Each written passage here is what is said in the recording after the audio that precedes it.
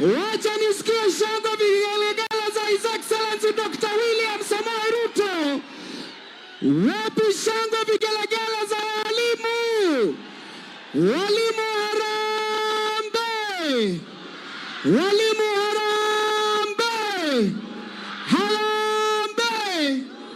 DJ nipe hiyo ngoma ya uzalendo tafadhali. Karibu sana Your Excellency. Wapi duru shangwe walimu jamani? Twende! Kila mtu! Wacha nione mkono! Mkono, mkono! Mkono, mkono! Hey! Daima! Kila mtu! Twende! Hey!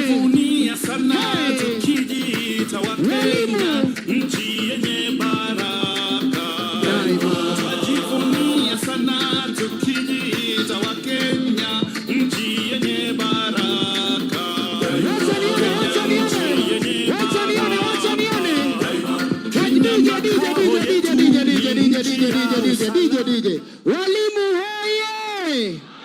Walimu hoye! Walimu tumesema harambee! Your Excellency, tumeabudu sana na hawa walimu tangu asubuhi na walikuwa wameomba ukija tuabudu nawe namba 1. Kwa hivyo DJ nipe mkono wa Bwana jamani. DJ. Walimu shangwe na vigelegele za walimu wa nchi ya Kenya ziko wapi? Karibu sana Your Excellency. Asante sana. Makofi tafadhali ya kumkaribisha rais. Karibu sana. Tukiwa tumebaki tumesimama, nitamwalika Masi Ndungu kutoka NAT aje atuongoze kwa maombi. Karibu. Thank you. Na tuombe. Father, in the name of our Lord Jesus Christ, we come before you this morning with thanksgiving. Thank you, Lord, for the gift of life, good health, and journey mercies. Thank you, Lord, for assembling us here today, the teachers of this great nation. We thank you for our beloved President, His Excellency, Dr. William Samoei Ruto, and his entire government. Thank you, Lord, for continuously giving him the wisdom to lead and govern our nation. We recognize and appreciate that it is through your grace that he has achieved much for this country. Lord, we invite your divine presence here today. Direct and guide our thoughts, actions, hopes, and aspirations, and let your will be done. We pray for the teachers of this country. Bless them, Lord. As a country, we pray for resilience, patience, humility, and diligence as we serve in our great nation, Kenya, for the good of our people and for your glory. Amen. Amen. Naomba kwa heshima tuweze kuketi. Your Excellency Dr. William Samoei Ruto, President and Commander-in-Chief of the Kenya Defense Forces. Your Excellency the Deputy President, Professor Abraham Kithure Kindiki, the Cabinet Secretary for Education, Honorable Julius Migos Ogambo, Cabinet Secretaries present, Members of Parliament, NAT Secretary General, KUPPET Secretary General, KUSNET, Miss Charity Misocho, KEPSHA Chairman, KESHA Chairman, and all teachers represented. All teachers, habari asubuhi. Habari asubuhi.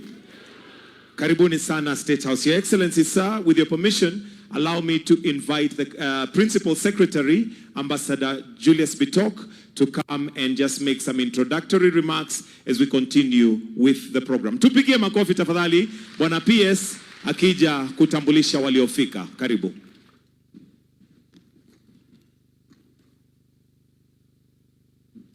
Your Excellency, Dr. William Samoei Ruto, President and Commander-in-Chief of Kenya Defense Forces, Your Excellency, Deputy President, Cabinet Secretary for Education, Honorable Members present, unions, all leaders present, walimu wenzangu, amjambo.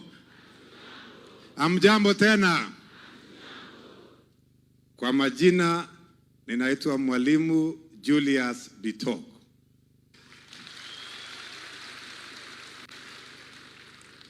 Your Excellency, allow me at the onset to appreciate and thank you most sincerely for hosting this historic meeting of the teachers. It is the first time in the history of this country that Your Excellency, in your busy schedule, you decided to invite teachers to State House to have breakfast with you. Thank you very much, Your Excellency, for this historic event. Allow me, Your Excellency, also to thank you for your vision on education. We have seen what we have done in the last 3 years, the investment in many areas.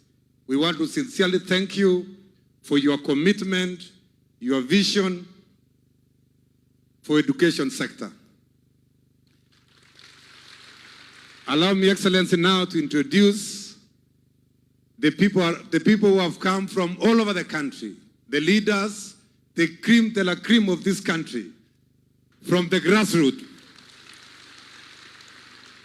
Allow me to start with delegates from the 3 unions, that is NAT, KUPPET, KUSNET, KEPSHA, and KESHA.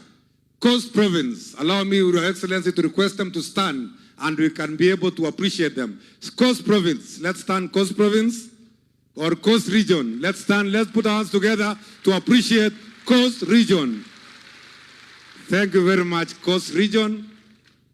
Let us go to Northeastern Region.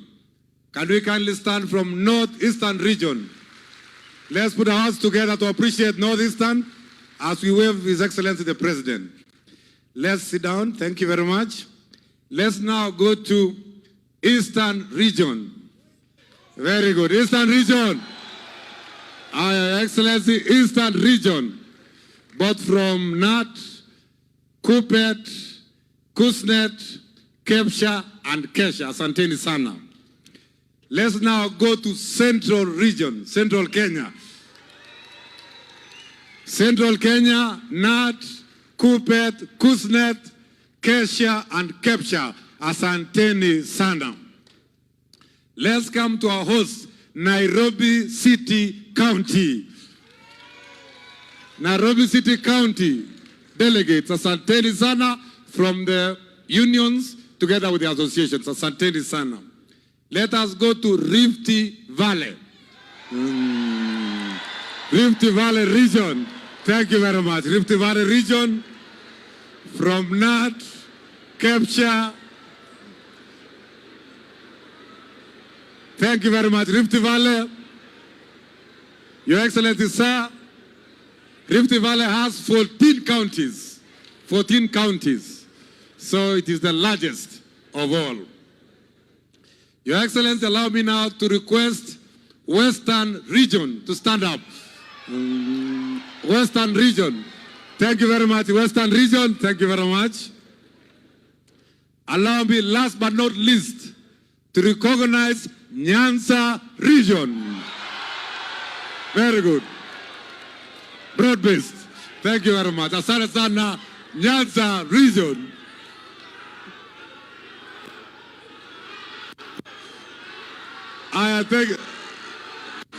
Thank you very much, Nyanza Region. Thank you very much, Nyanza Region. Thank you, Nyanza Region. Your Excellency, sir, in a very special way, there are leaders who have organized these teams. They are the national leadership.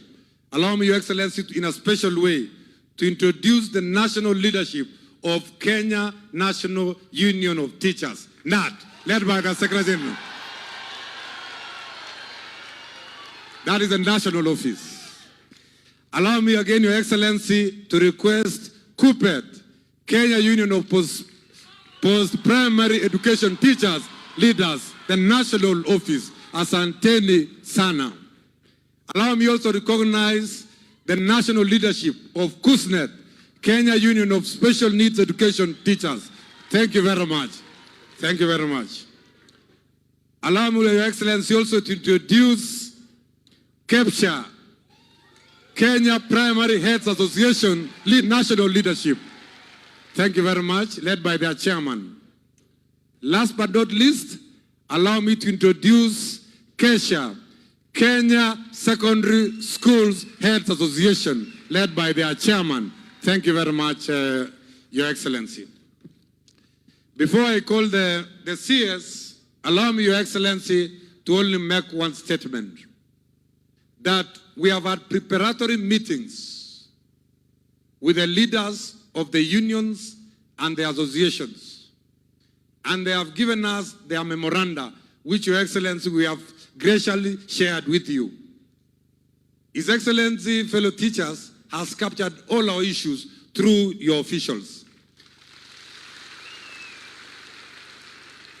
The memorandum is duly signed, has been presented to His Excellency, and he is going to prosecute those issues, including the appreciation, including the asks, including the requests. All the issues have been captured by His Excellency as presented by your officials. Allow me, Your Excellency, now to invite Honorable Julius Migos, the Cabinet Secretary for Education. Thank you very much. Let's put our hands together to invite our leader in the sector, Honorable Julius Migos. Makofi kwake. As the minister is coming, I have been requested to ask the national treasuries of our organizations, National Treasurer NAT, National Treasurer KUPET, National Treasurer KUSNET, National Treasurer KEPSA, National Treasurer KESHA, to be able to, for some housekeeping matters,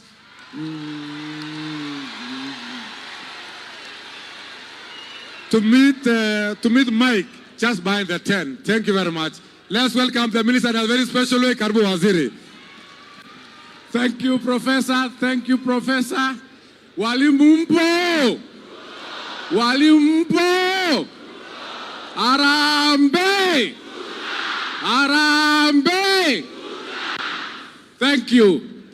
Your Excellency, the President, Your Excellency, the Deputy President, allow me to ride on the protocols already established and take this opportunity to thank you most sincerely for hosting this team of the teachers of Kenya.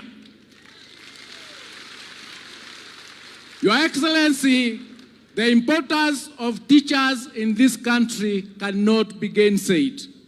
Each one of us has been shaped by these teachers.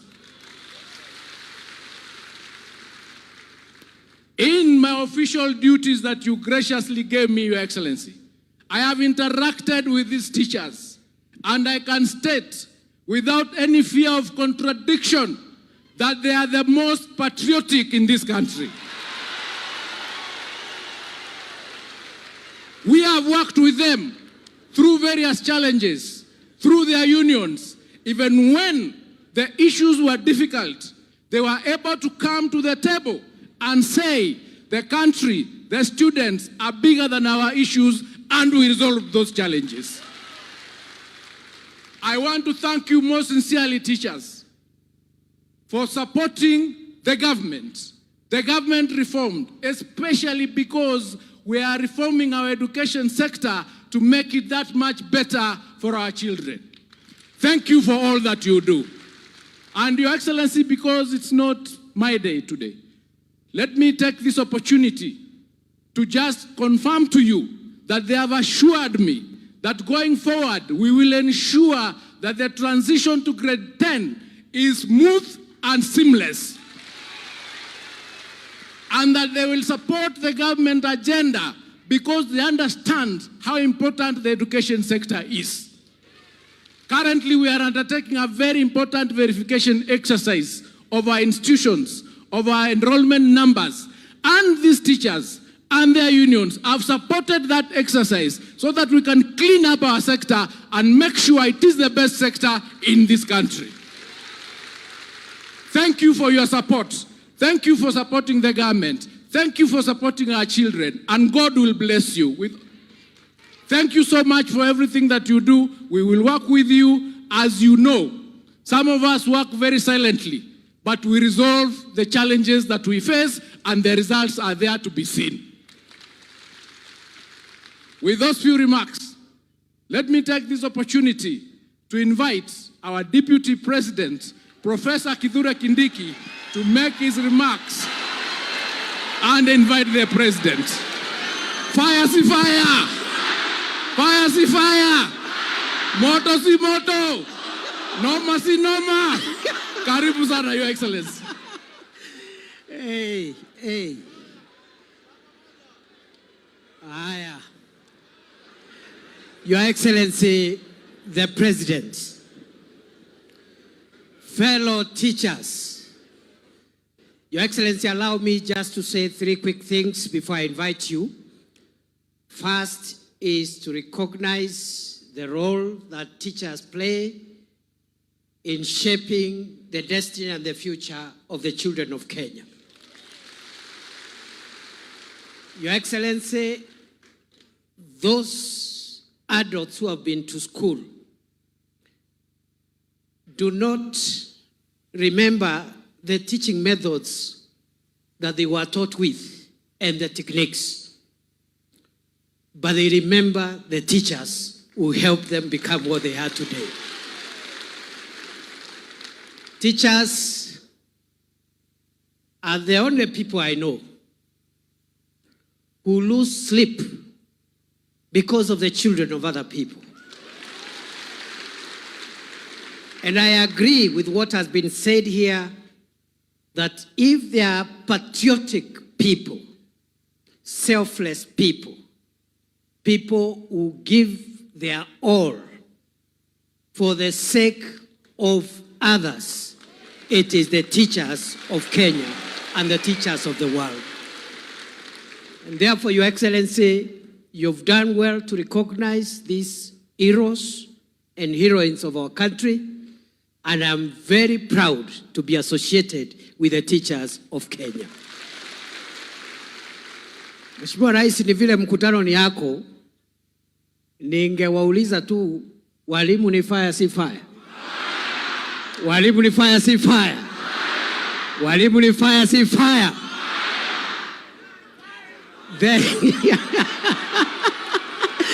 Ni Tutam. Walimu ni Tutam. Walimu ni Tutam. Wacha nione wale wanasema walimu ni Tutam, walimu ni Tutam, walimu ni Tutam. Walimu ni Tutam, walimu ni Tutam, walimu ni Tutam. Your Excellency, ni walimu wamesema. Si mimi nili. The second issue, Your Excellency, even as you are going to address us, you will tell us how far we've come as a country in improving our education system. The infrastructure and the number of teachers and other things that through you, our government has been able to do for our country. But Your Excellency, allow me just to mention that I'm also impressed as a former teacher myself to realize that Kenya, walimu ni fire si fire, walimu ni fire si fire, as one of you, because the teaching profession starts from elementary school, pre-primary, all the way to university. We are all educationists, we are all teachers. And therefore, I have realized that Kenya is one of the countries actually from the developing world that has achieved a 1-to-1 ratio for books to pupils. Many countries, even with a better education system, have not achieved the pupil-book ratio of 1-to-1. And the teachers are telling me for that reason, for making their work easier, ni Tutam. Ni Tutam. Ni Tutam. Because a good book-student ratio enables a good quality, accessible education. Finally, Your Excellency, we have made some progress in terms of the student-teacher ratio. We are not very far off from achieving the targets of 1 to 40. But maybe what we need to work with under your leadership and through our ministry is to handle the issue of distribution so that every part of Kenya, every school can have access to high quality, relevant, accessible and affordable education. Mheshimiwa Rais, mimi sitaki kusema mengi kwa sababu leo mkutano ni wako. I am so excited to be among colleagues because, as I have said, much of my youth and much of my prime, I used it to nurture, to shape students at the university, and I am proud to be associated with teachers, educationists, and the people in this space. But let me mention some of the colleagues who are here before we invite His Excellency the President. As many of them would have wanted to speak, but today we don't want to crowd the program. We will have another opportunity elsewhere to engage with you. Hata mimi rais akinikubalia, nitaitana hata mimi.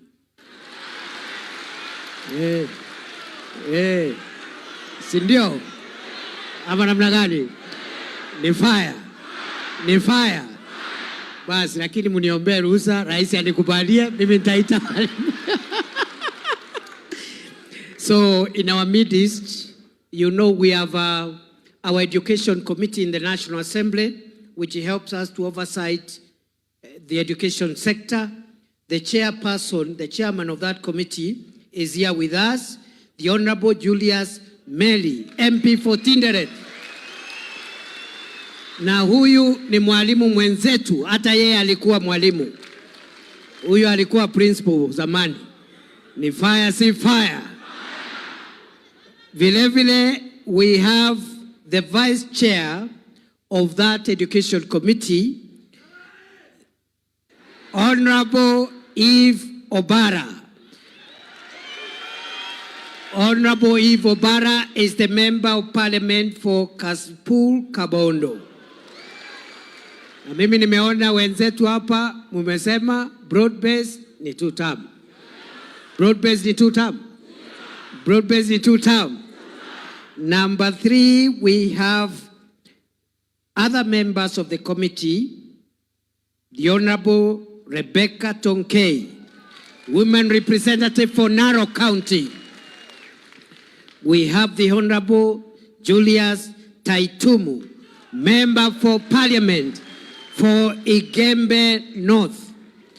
We have the Honorable Professor Barto, member of parliament for Moiben, and also one of us, a former teacher like all of us, those of us who have been teachers. Then we have the Honorable Jerusha Momanyi, member of parliament for Nyamira County. And we have the Honorable Mwalimu Peter Orero, MP for Kibra. Kwa hivyo wenzangu, mimi nimefurahi kufika hapa. Tutaonana siku nyingine. Wacha sasa tumkaribishe Rais wa Jamhuri ya Kenya. Ni fire si fire? Ni fire si fire? Tafadhali tuketi.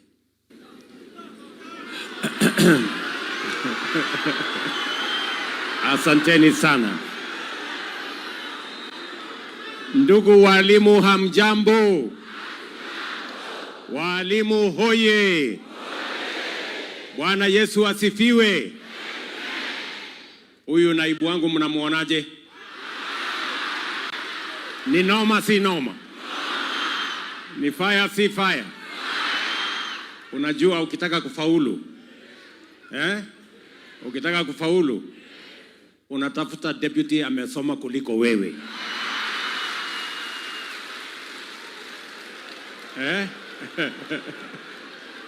If you want to succeed, you put people around you who are more intelligent than you.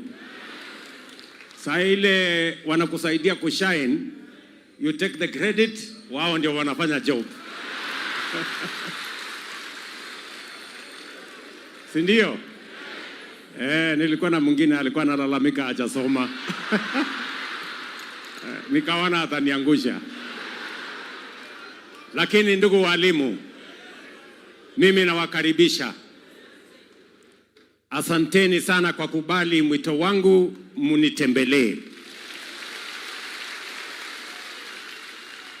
Hii mkutano ya walimu mimi ndio nimeuliza. Na nimeuliza kwa sababu I have reasons why I want us to have this meeting. Mnanielewa? Najua kumekuwa na maswali mengi. Walimu wanaenda kufanya nini State House? Mbona hii mkutano inafanyika State House? Mbona sijui nini, maswali mingi. Mimi kwa sasa ndio mwenye hii boma. Ndio. Kwa kibali ya Mwenyezi Mungu na kwa kura zenu. Si ndio? Na mwenye kusema nani atakuja hapa na nani asikuje si ni mimi. Sasa nikisema walimu wakuje hapa kuna maswali? Iko maswali? Sasa karibuni na mjisikie mko nyumbani. Mimi najua ni mara ya kwanza kwa walimu kufika State House in this manner. Na mimi najua ni kwa sababu walimu wako na shughuli mingi. Kusomesha watoto wetu, kupanga mambo mengi, ndio hamujapata nafasi ya kufika State House. So mimi nasema kwa heshima mlinipatia, mkawacha kazi zenu nyingi, mkapata nafasi yenu, mkanitembelea. I don't take it for granted and I say thank you very much.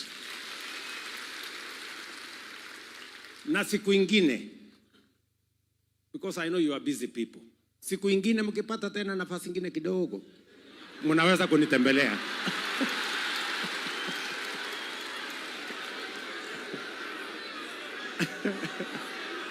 Sindio? So I want to say welcome the teachers of Kenya. And I want to associate myself with the sentiments that have been made by my deputy, that teachers are the greatest patriots and heroes of the Republic of Kenya. Teachers mind about the children of others. They spend sleepless nights thinking about the children of others.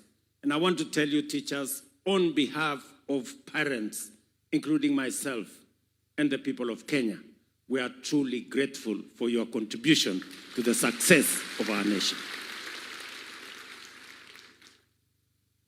Na leo mimi nataka niseme ya kwamba I have reasons why I've invited you here. Na mimi nataka kidogo, mimi naona my deputy, the CS, wale wameongea, mimi naona kama wako na njama ya kuniharibia mkutano. Sasa Tutam imeingilia wapi kwa hii mkutano?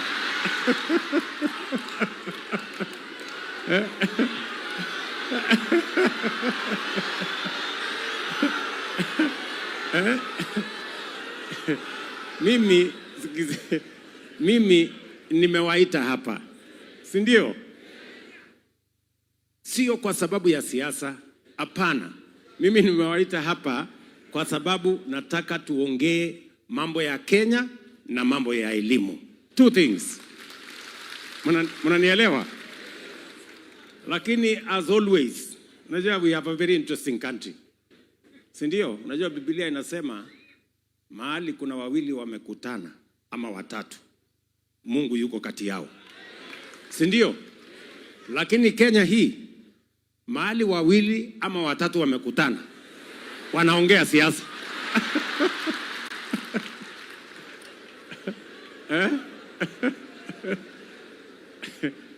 So mimi nataka niseme hivi. Mimi najua mko na maneno. Si ndio? Ati mingi sana. Mko na maneno mingi sana. Na mimi pia niko na maneno. Ala. Kwani mnafikiri nyinyi mko na maneno na mimi sina?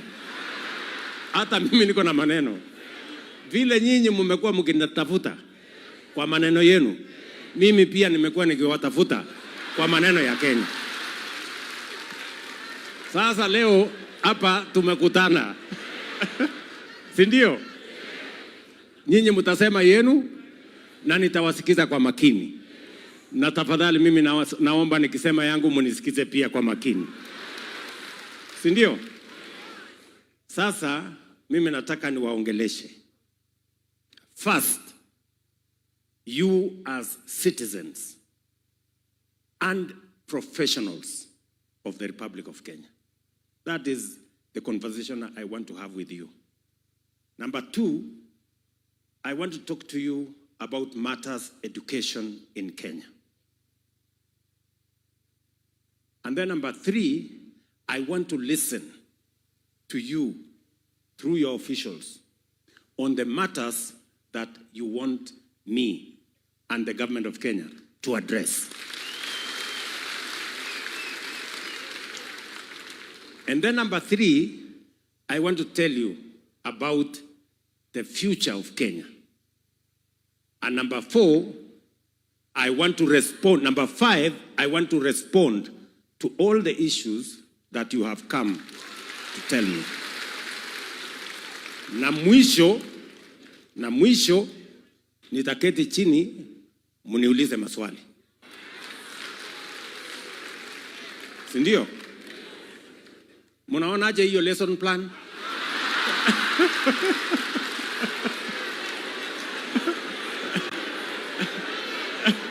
Iko sawa? Hiyo lesson plan iko sawa? Iko sawa?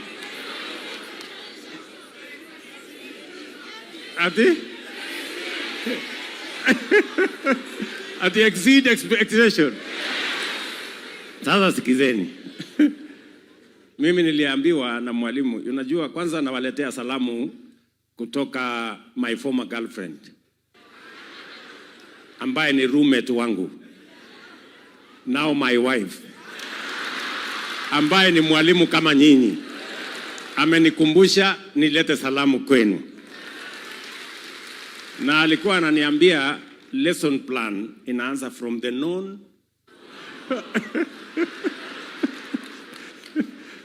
So, have we agreed on hiyo mpango iko sawa? Now, good people, I have called you today here because you are citizens of Kenya.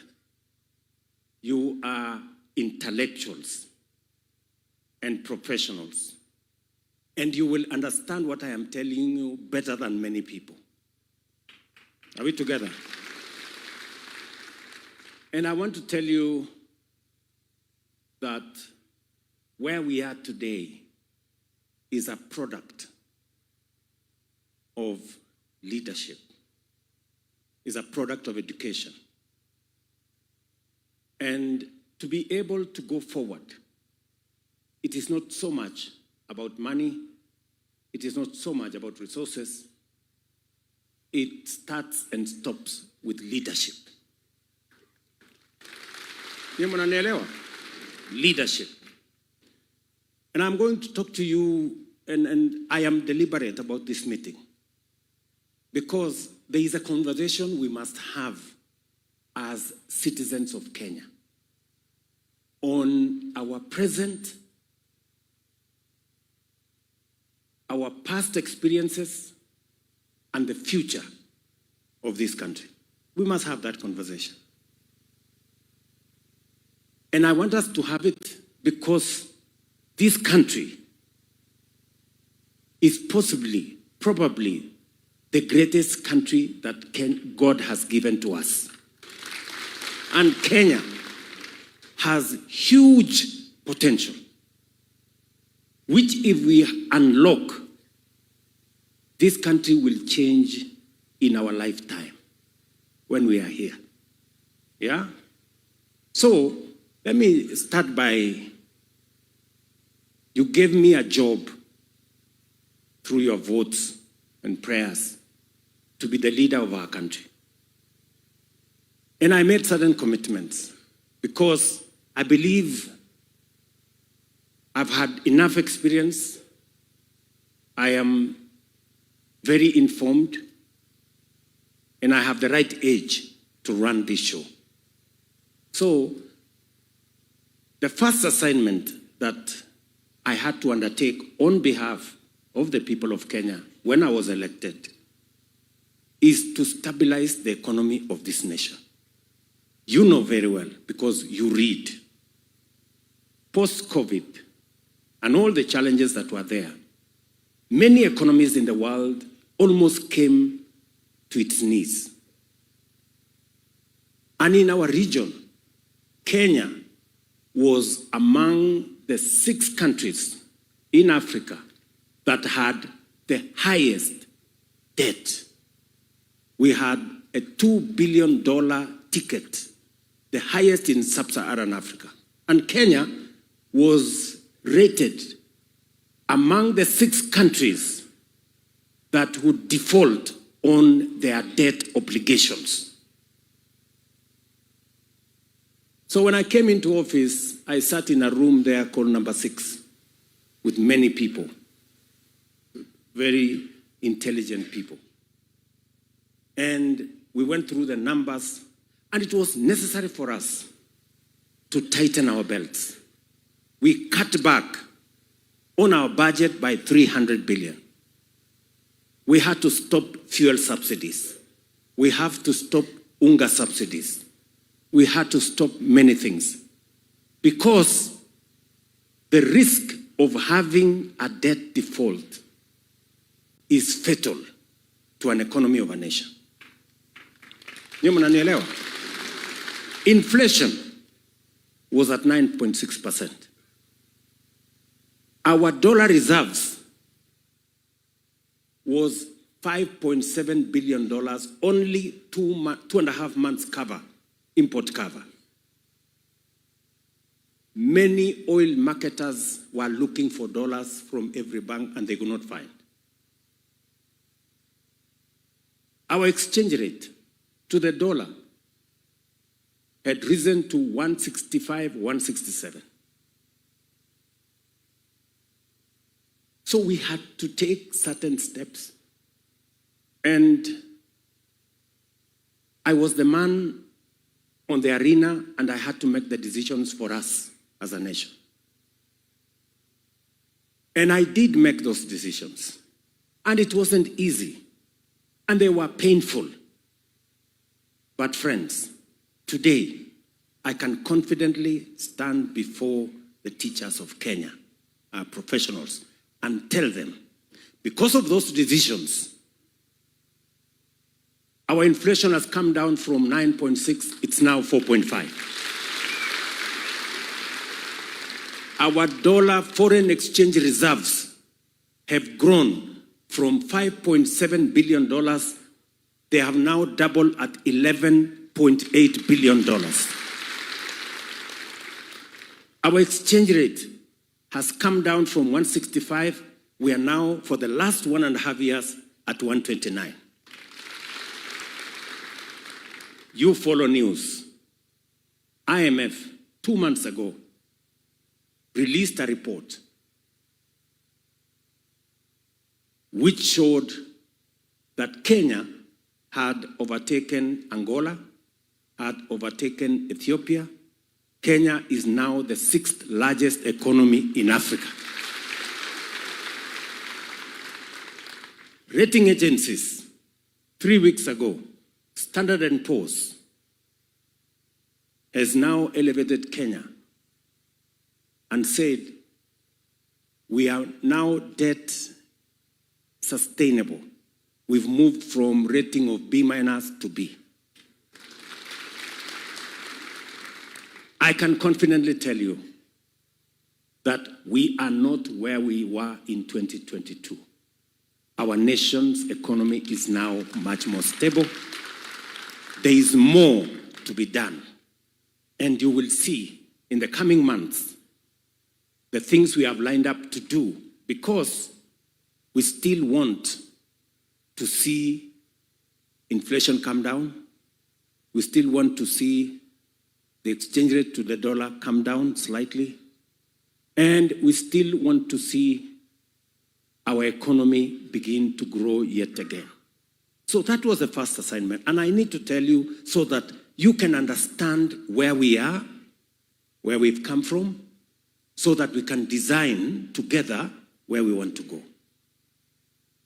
Number two, you know very well that agriculture contributes 25% directly to our economy, and with other sectors, including agro-processing, value addition, almost 45% of our GDP. And if we don't fix agriculture, we cannot sustainably drive our economy. It became my assignment, and I told the people of Kenya that I am going to deal with the agricultural sector issues so that we can transform that sector, so that we can achieve food security, we can grow agro-processing and value addition to create jobs, and we can expand our exports and get more money. Where were we in 2022? Unga was at 240. Our sugar industry was in dire straits. The price of coffee was 60. Many farmers were thinking of how to get out of coffee. Many farmers were thinking how to get out of sugarcane growing. Milk was selling at between 32 shillings and 35 shillings. The whole agricultural sector had very high input costs. Fertilizer was at 7,000, 6,500, 7,000. Unanielewa? So, what did we have to do? First, I made the decision that we are not going to continue subsidizing consumption. Instead, we are going to subsidize production. And as a result, we put government money in fertilizer subsidy. We put government money in subsidizing our seeds and that sector. That is number one. Number two, we worked on getting rid of brokers and cartels and crooks in the agricultural sector. Those of you from Western Kenya, you know what was happening in the sugar industry. Sindio? You know what was happening in the sugar industry? The sugar industry had become captive and hostage to a few characters who determined who gets what, which license is issued, who goes where. And they were so daring and brazen. It took me to tell them, Mambo ni matatu. Yes. Ama hamukusikia hiyo story? Yes. Kwani mngetaka nifanye nini? Watu wengine walisema ati nimethreaten watu. Hapana. Si ndio? This coffee sector was also a hostage of a few people. One person was a farmer. He has a license as a miller. He has a license as a broker. And he is the one buying coffee at the Nairobi Coffee Exchange. One person. Undermining everybody and causing confusion and making sure that they make the most money, farmers make the least. Mnanielewa? So, we started by registering farmers, because if you want to have clarity on what interventions to carry out, you must work on the basis of data. You must have correct information. You must know. And that is why we started by registering every farmer. Today, I can tell you, in our Kiami's portal, we know we have the registration of every coffee farmer and their acreage, every tea farmer and their acreage, every sugarcane farmer and their acreage, every maize farmer and their acreage, wheat farmer, and on and on and on. We are now finalizing on our livestock farmers. As a result, because we are now working on the basis of data, we reduced the price of fertilizer to 2,500. We registered farmers. We got rid of the cartels. And we created new markets for our products. Today, working with China, we have removed tariffs for our exports of tea, coffee, macadamia, avocados to China. We've done the same with Japan. We are now working on India to create more markets. What are the results? As I talk to you today, the average of price of milk has moved from 35 shillings to between 45 and 50. Those of you who are coffee farmers, you're here. The average price of coffee has moved from 60 shillings in 2022. The average now is 110, 120, up to 140. Sugarcane, where government was putting money every year. The millers, they take farmers' cane, they mill, they sell. They don't pay the farmer for 6 months. They don't pay workers for 2 years. Government has to step in. I can now confidently tell you that we have turned around the sugar sector. From a production of 500,000 tons in 2022, last year, we reached 815,000 metric tons. In the next 2 years, we will reach 1 million tons. And in 3 to 4 years, Kenya will be a net exporter of sugar. We have already licensed 4 new sugar mills because people are beginning to discover that there is money in sugarcane farming. What was undermining that sugarcane farming is lack of transformation, cartels and crooks and people who were doing the wrong things in that sector. For the first time, we paid bonus to sugarcane farmers in Mumias. And I promise you, end of this year, we will do the same in Zoya, we will do the same in Chemelil, we will do the same in Moroni, we will do the same in Soni. We are not only turning around the sugarcane sector, farmers will make more money, and we will save as a country on foreign exchange. We don't have to import sugar. The net effect of our agricultural transformation is that maize farmers are making more money. You know, we raised the production of maize. Imagine we were importing a lot of maize into Kenya from all over the place. We were producing an average of 40 million bags. Last year, we produced 65 million bags. This year, by God's grace, our analysis, because we got better rains and we got better supply of fertilizer, we intend, our estimate is that we will get 75 million bags this year. What has happened? We have reduced by 70% imports of maize. We have reduced by 70% imports of sugar. And we have doubled our exports of dairy products. What am I saying? That sector is undergoing transformation. And I want to promise you that the 500 billion, imagine, 500 billion Kenya shillings we use every year to import food in the country. We've now cut it down from 500 billion to 300 billion. Our intention is that in the next 3 to 4 years, we will bring our import bill of food from that 500 billion, we are now at 300, we will bring it to 0. Because we can produce all our food in Kenya. We'll save on foreign exchange and we will put money in our farmers' pockets. Mnanielewa? Number 3, we agreed that we want to reform our education sector. You know, in 2022, citizens were not sure about CBC.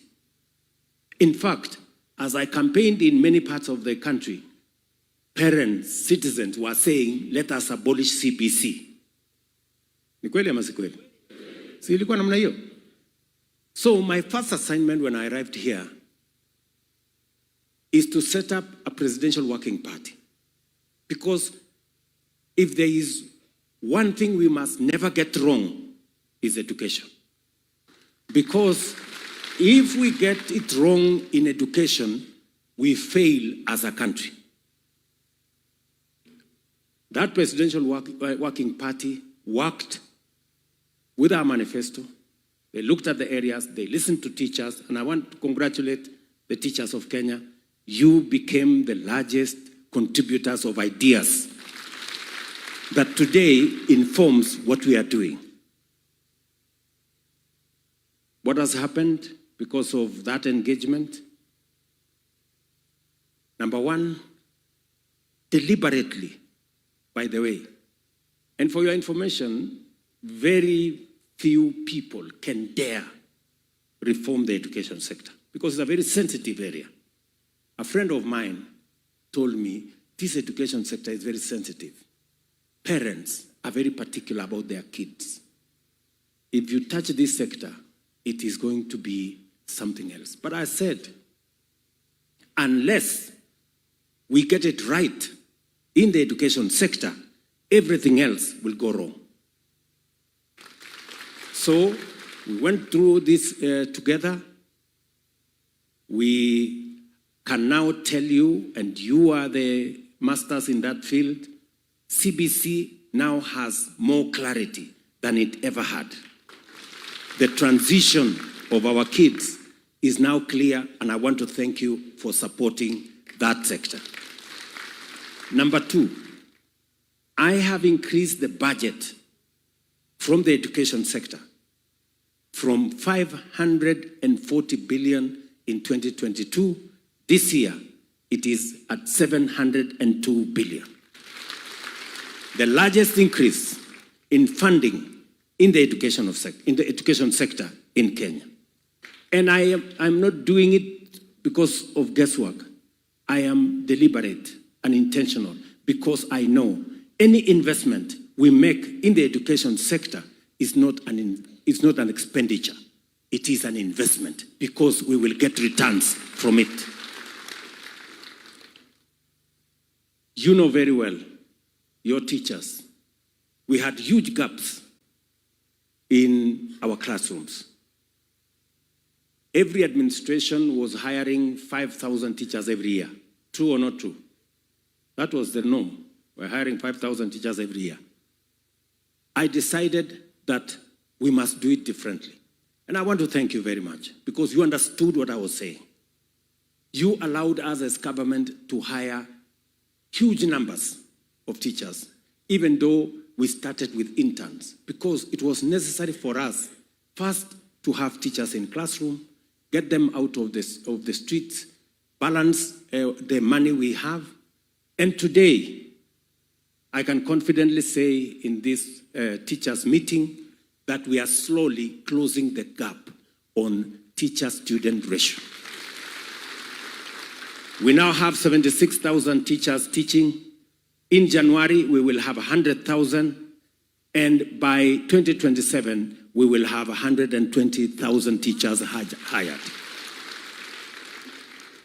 Sasa mimi nataka niwaulize, kwa sababu nyinyi mnajua hesabu. Yeah?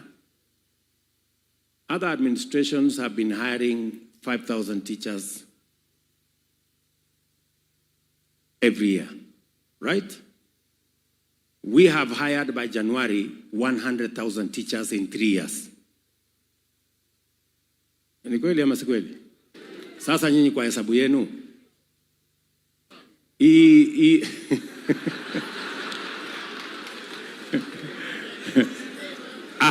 acha niwaulize, 100,000 teachers, kama tungeendelea na ile mpango ya zamani ya 5,000 teachers every year, how long will it take us to hire 100,000 years? 20 years. So teachers that were supposed to be hired in 20 years, we have hired in 3 years. Ni kweli ama si kweli? Tunaelewana? On top of it, we have put money to have more classrooms. We have now built in the last 3 years 23,000 classrooms. And I want to thank members of parliament who are here, the chair of the committee and all the committee members. They have worked with me to make sure that we provide resources through CDF and through government resources to hire, to build more classrooms, because classrooms and teachers form the foundation of learning. Then we can input the rest of the things in between. Tumekubaliana ndugu zangu walimu. On top of that, it was necessary for us to look at funding. And I am happy that we are going to be discussing later. I have seen in some of the asks you are going to ask me how we can enhance funding. But we had to start from somewhere. We had serious problems with our universities. Most of our universities, actually 23 of our universities, had been declared insolvent. Egerton University, Nairobi University, Kenyatta University. Most of our universities, Moi University was almost dead. Most of our universities were paying salaries, half salary. They were not remitting pay as you earn, NSSF and all those. We had a big crisis. And let me tell you, good people, the reason why I had to take a very informed stand on matters education is that if you want to destroy a nation, go to education and do the wrong things. Because for so long, our universities were struggling. And it was not right, because what was happening is that we were sending so many kids to university. We're not providing the resources. They had to begin to cut corners. And ultimately, we were going to have half-baked graduates. And that is the reason why we had to have the difficult conversation on funding in our education, especially our higher education. I can now confidently stand before you today that our higher education, ask any vice chancellor, the new student-centered model has increased resources available for teaching at the university. In 2022, the maximum was 45 billion. If you go to this year's budget, it is 82 billion shillings, from 45 billion to 82 billion shillings this year. Universities can now pay salaries in full. They can pay their tax obligations. They can pay their suppliers. And slowly, we are bringing to the rails our university education. Our TVETs, the numbers in 2022, we had 340 students in TVET. Now we have 720, and I have agreed with the ministry that we want to have 2 million by 2027 in our TVETs. And by the way, it is intentional. And I will tell you why. I'm going to tell you why. Number 5, we have been thinking of an open university of Kenya for many years. Many countries have done it. I tried to do it when I was Minister for Education. I was moved, or was it fired before I could finish it. So, but I had promised that when I get an opportunity, this is one thing I wanted to do. Today, I can confidently tell you, we have the Open University of Kenya at Konza City. We now have 10,000 students in the Open University of Kenya.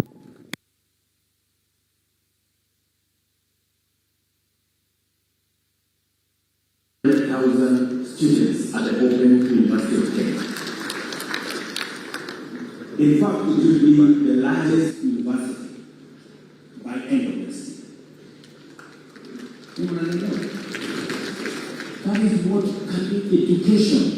We must provide all pathways for us to open opportunities for citizens to learn.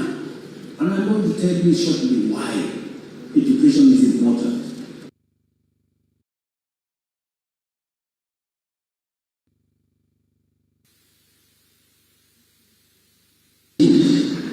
If we have to move Kenya to the next level, education is at the center.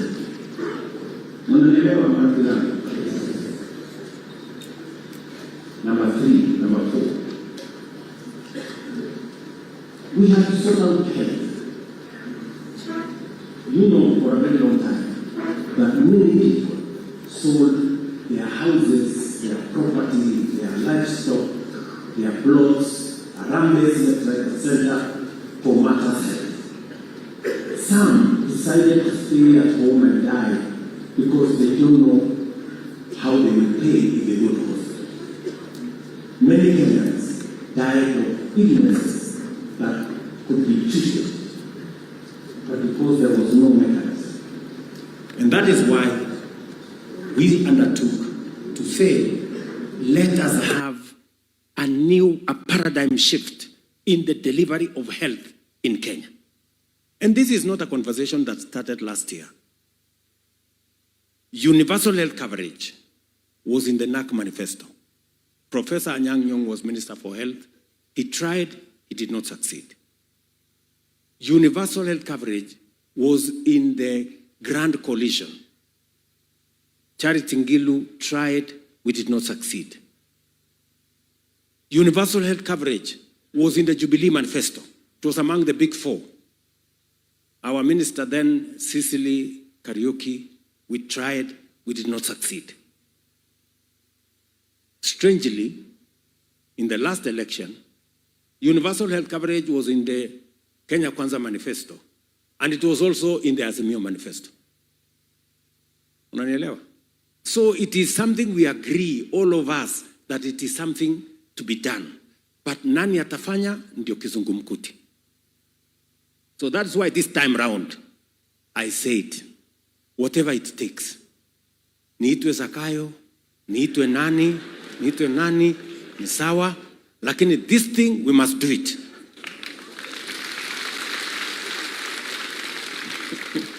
My friends, you know, I can never have a better meeting than this. This is a meeting of intellectuals. Sindio? And that is why I must take time to explain to you, because you understand what I'm saying. So what did we do? We changed the structure of delivery of health, because why we failed in NAC, why we failed in Grand Coalition, why we did not succeed in Jubilee, is because we didn't have a sound legal foundation. Because universal health is not a roll of the mill, it's not a simple thing. It is probably the biggest project a government can undertake, because it involves every citizen. Health is not a sectional issue. Health is a national issue. So we changed the law. From one law of NHIF, we now have 5 pieces of legislation. We have passed 4. There is one now in the works in Parliament. We changed the funding structure. We've changed the delivery structure. And now I can confidently tell you, for the last 1 year, which we have implemented universal health coverage under SHA. It's been difficult, but you are beginning to see the results. SHA is beginning, there was initially, it's not working. And then it came to, it is working, but. So we are moving. Yeah? We are going to remove the buts. And I want to promise you, we are determined. SHA, universal health coverage, must work. Because the Constitution of Kenya, Section 43, says health is a constitutional right of every citizen, It is not a privilege for those who have money or those who can afford. Unaelewana marafiki zangu? So, we're implementing universal health coverage. NHIF had 7 million contributors. SHA now we are at 27 million Kenyans registered. It was a preserve for a few. We are now agreed that number one, we are changing even the financing structure. The old NHIF, the low cadre of people, you know, wale watu wa chini huko, the lowest was 500 shillings. 500 shillings is for the people whose income is between 3,000 and 5,000 a month. Assuming even it is 5,000. If you tell somebody who is earning 5,000 a month to pay 500, what percentage is that? 10%, right? 500 is 10% of 5,000, isn't it? So the poor people, the people at the bottom of the pyramid, we are telling them, pay 10% of your income. And then mimi napata 1.2 million. Hawa wadosi wameketi hapa wanapata 1,100,000, 700,000, 800,000. Sisi ambao ni wadosi hapa, sitaki kusema yenu.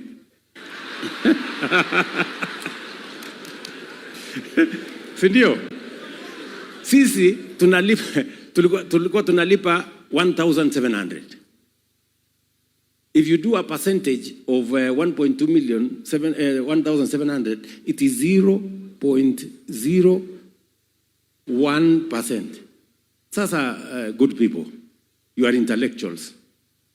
The poor are paying 10%. The rich are paying 0.00. Is there any fairness? Is there any logic? Tunaelewana? So what did we decide? We said, let's have equity. Let us be fair. Let us have a standard figure. Let everybody pay 2.75%. Mama mboga na wale wengine wateremuke from 10% wakuje 2.75%. Na sisi tutoke huko 0.0 sijui ngapi tukuje 2.75%. Tunaelewana? Now from 1,700 I used to pay, now I pay 40,000 every month. Mama mboga yake imeteremuka from 500, kuna wenye tutawalipia na kuna wenye watakuja 300. Now the base is 300. We're trying to create an element of fairness. Na hiyo ndio makelele mimi napigiwa kwa hii town.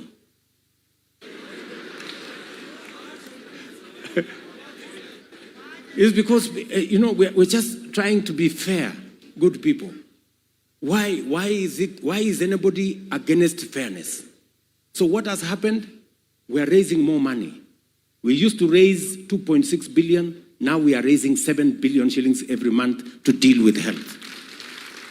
And now we have put money in the budget. We've said citizens, and I want to tell you, and I'm going to discuss with you your own medical scheme later, because these people are going to ask me. Tunaelewana? Yes, and I'm going to tell you what we are going to do on your medical bill. Because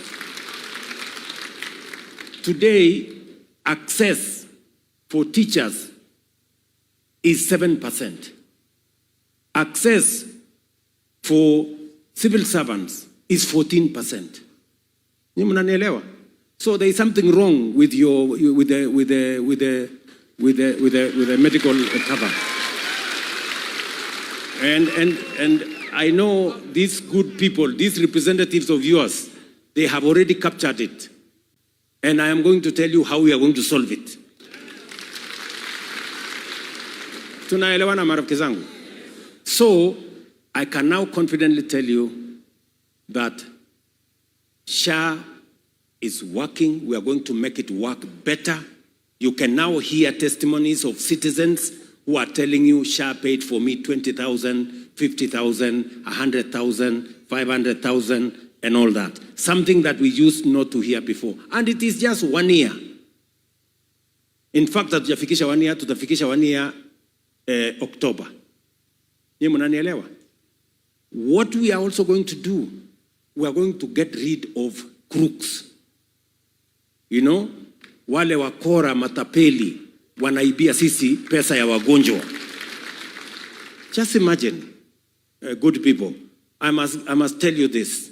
Just imagine there was a hospital here in Kino, naitwa St. Catherine, hapo. Ati walikuwa wanafanya operations more than Kenyatta Hospital. Pale Kino. So we became interested. It must be a very big hospital, doing all this. Kufika pale Kino, iko kwa kona. Second floor kwa kona. Watu wamejazana hapo ndani. There is no upasuaji going on. Ni kujaza makaratasi tu ya fake claims. Na wanajaza hata bila akili. Yani wana mtu mmoja wana file claim amekuwa amputated. Next week amekuwa amputated. The next week amekuwa amputated.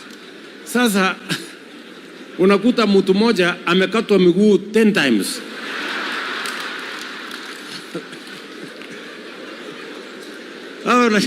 Unashangaa kwani huyu mtu alikuwa na miguu ngapi?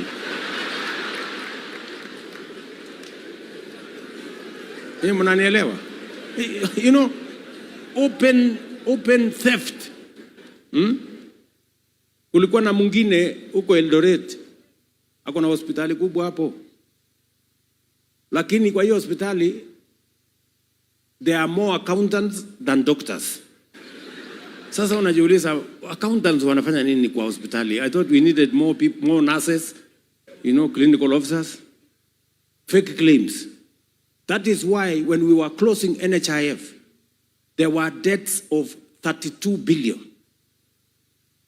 32 billion madeni ya ukora. So tukawaambia, okay, we are ready to pay these debts. Leteni makaratasi tufanye verification. Waziri akagazette verification committee so that we can pay you your claims. Wakaenda kotini kusimamisha verification. What does that tell you? The claims are fake.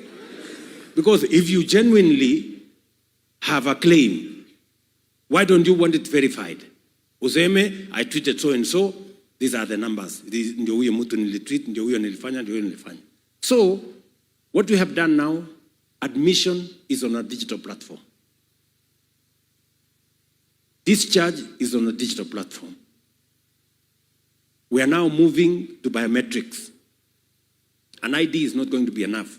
Fika hospitali, weka kidole, tunajua huyu ni mtu fulani, endelea. Kwa sababu wengine hata wanachukua ID ya mtu amekufa anakuja kufanyia ukora. Tunaelewana jameni?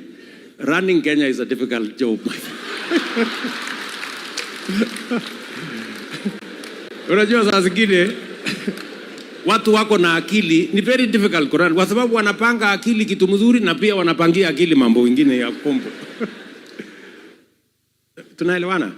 So all I want to tell you is that we will deal with fraud, we will deal with fake claims. You saw an incident in Mumias juzi. Simuliona kwa magazeti sijui. Bishop moja amesimama hapo amesema hii watu ni bure kabisa. Hii kuna kitu. Karibu tunafunga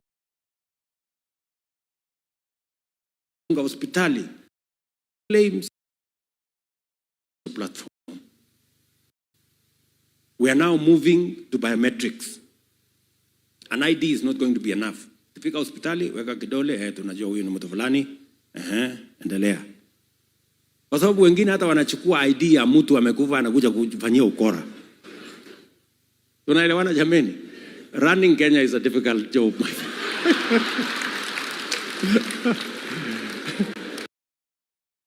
Endelea. Kwa sababu wengine hata wanachukua ID ya mtu amekufa anakuja kufanyia ukora. Tunaelewana jameni? Running Kenya is a difficult job. Unajua saa zingine watu wako na akili ni very difficult kurun kwa sababu wanapanga akili kitu mzuri na pia wanapangia akili mambo mengine ya kombo. Tunaelewana? So all I want to tell you is that we will deal with fraud, we will deal with fake claims. You saw an incident in Mumias juzi. Simuliona kwa magazeti sijui. Bishop moja amesimama hapo amesema hii watu ni bure kabisa. Hii SHA hakuna kitu. Karibu tunafunga hospitali. We cannot pay our workers. SHA wamelipa sisi only 9 million. Na tumeweka claims juu ya karibu 100 million. Nikaona sasa askofu wako na kola. Nikasema this must be serious. Nikapigia waziri. Niambia waziri, umesikia maneno ya huyu askofu? Amesema Musalia amesema uongo, hakuna, tujapatiwa pesa. Nikamwambia mniletee data. Aletewa data. Ndio hii cash transfer, electronic transfer ya pesa. Bank ndio hii, nini ndio hii. Nikamwambia waziri, please enda kwa hiyo hospitali Mumias. Tunataka kusaidia askofu. Pengine askofu wako na ukweli. Kufika Mumias, askofu amepatiwa, bwana askofu, ndio hii makaratasi. Siku fulani ulilipwa pesa fulani, mpaka tukaita bank manager wao. Bank manager ana confirm tulipata hii pesa. Ya hiyo hospitali inaitwa sijui St. Mary's. Tulipata 98 million. Nyinyi mnanielewa? Askofu ndio huyo, I'm sorry. I was misled. Really? You know? Nyinyi mnanielewa? Wenye kumwambia askofu hiyo story yote ni watu yake kwa hospitali wameiba from his own hospital. Nyinyi mnanielewa marafiki zangu? So we are going to deal with fraud. Mutasikia makelele, but it is because we have, if we don't deal with fraud, we will not succeed in anything. So I just want to confirm to you, we are going to make sure that that health sector works. Lastly, because I just needed to give you a small brief of the assignment you gave me as the President of Kenya. Lastly, it matters to create jobs for our young people. And you know, jobs don't happen. They are as a result of deliberate, intentional policy decisions. That's how you create jobs. That's how jobs are created everywhere in the world. So we have 4 pathways that we intentionally decided we are going to pursue for us to get young people. As we invest in education, we must also find pathways for them to be meaningfully engaged. So number 1 is our housing program. Many people ask me, wewe, nani alikuambia tunahitaji manyumba? Si kila mtu uko kwake. Simulisikia hiyo story. Who told you? But let me ask you, good people. Sindio? If you look at the manifestos of all parties, for the last 30 years, housing was a permanent fixture. Housing, my friend, former Prime Minister, alianza the first slum upgrading during the Clan Coalition government hapa. Ndio? Because housing was part of the plan then. Jubilee Manifesto, for those of you who are in Jubilee, among the big 4, one of them was housing. In this last election, hii election imepita, manifesto ya Kenya Kwanza ilikuwa na housing. Manifesto ya Azimio ilikuwa na housing. Complete with 1.5% levy. Ilikuwa kwa, go and read the manifesto ya Azimio. Sasa, sisi wote tunakubaliana, this is something what we must do. And we must do housing for 4 reasons. Number 1, we have 7 million people living in slums. Urbanization is a reality we must live with. The future is urban. Whether you like it or not, by 2050, half our population, half the world's population, including that of Kenya, will be living in cities. So either they come to live in cities, in slums, or we begin to make sure that there is decent housing. Ni mnanielewa? So, na hii housing tulikuwa naye tangu zamani. So when it came to Jubilee, mimi na Uhuru Kenyatta, my boss, tukasema we must implement this thing. Tukapitisha sheria, tukapanga ile mambo yote. Kwanza my friend Uhuru akaniambia, I have a very good person, a very good professional, ako South Africa, anaitwa Charles Hinga. Tuende tumtafute. Tukaenda tukamtafuta huyu Hinga, tukamlete. Tukamfanya PS housing. Tukasukuma gurudumu, tukaenda bunge. Kila kitu iko tayari. Levi ikaanza, kelele ikaanza. Sasa kelele. Sasa one morning Uhuru akanipigia simu, William, kuja. Yes, Bwana President. Akaniambia, wewe, siwe uko na nyumba? Bwana President, mimi niko na nyumba. Sasa hii kelele yote hii tunapigiwa, hii ni ya nini? Kama watu hawataki hii mambo ya housing wakwende, wacha hii kitu ipotee. Housing ikazamia hapo. Nyinyi mnanielewa?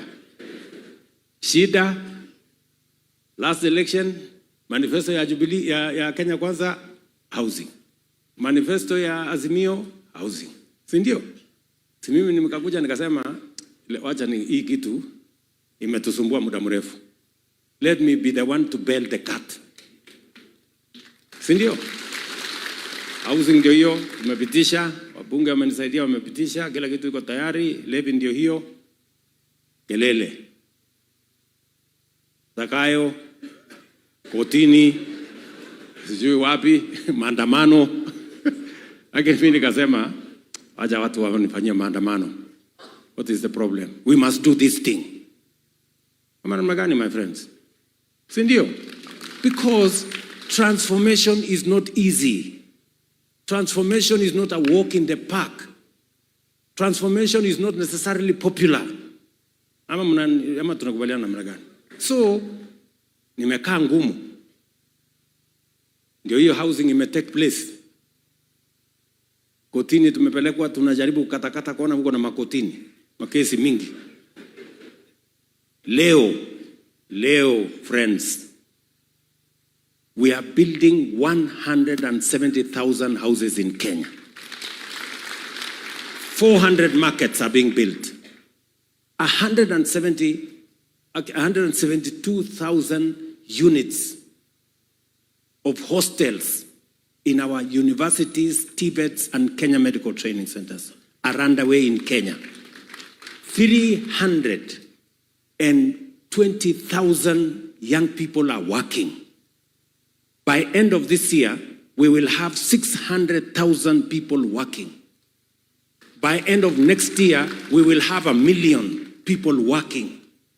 Architects, running Kenya is a difficult. quantity surveyors, engineers, plumbers, technicians, artisans, electricians, masons, name them.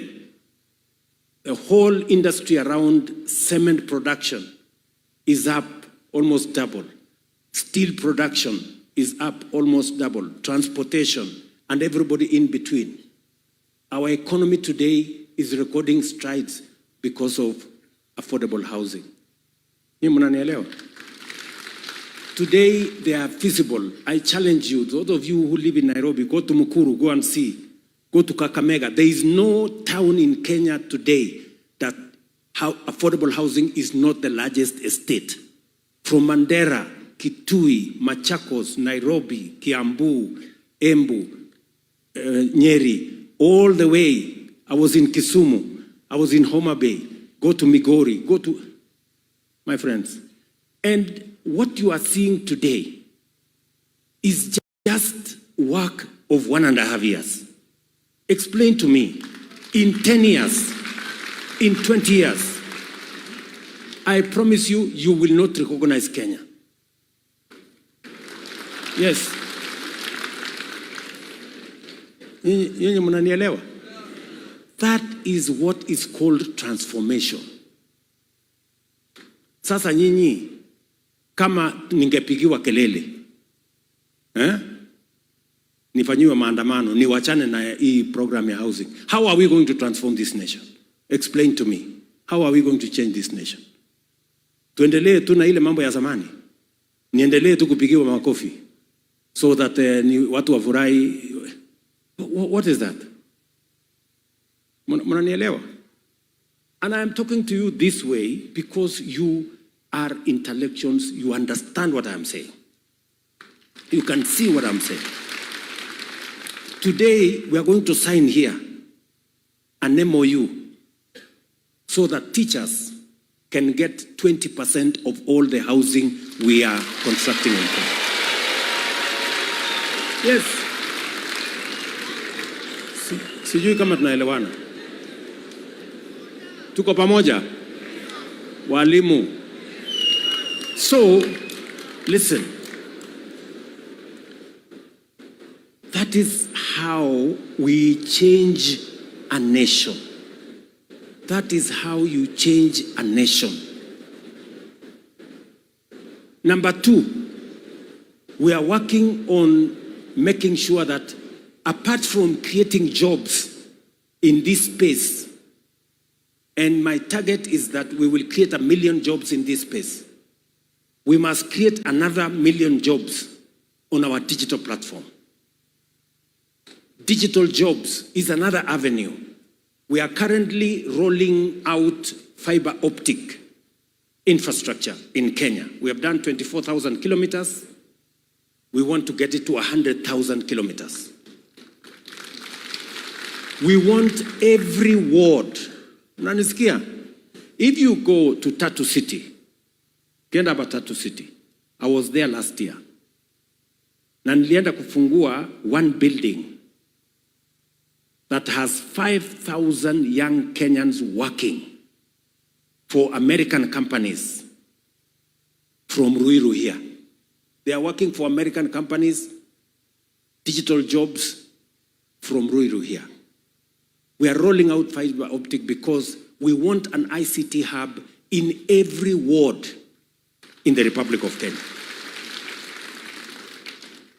And I will tell you, that is what it is. We want to roll out.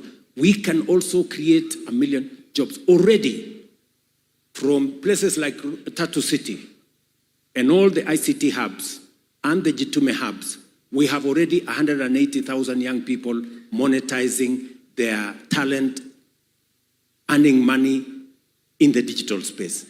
We want to create 1 million of those young people in the digital space. Number 3,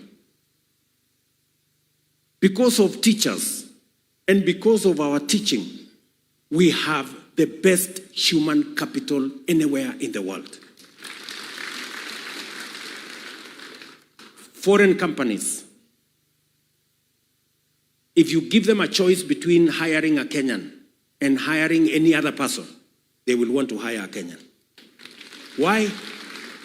We speak good English. Kenyans require very little supervision. You know? This is information foreign companies are telling us. We have the right work ethic. Wakenya ni watu wa kujituma.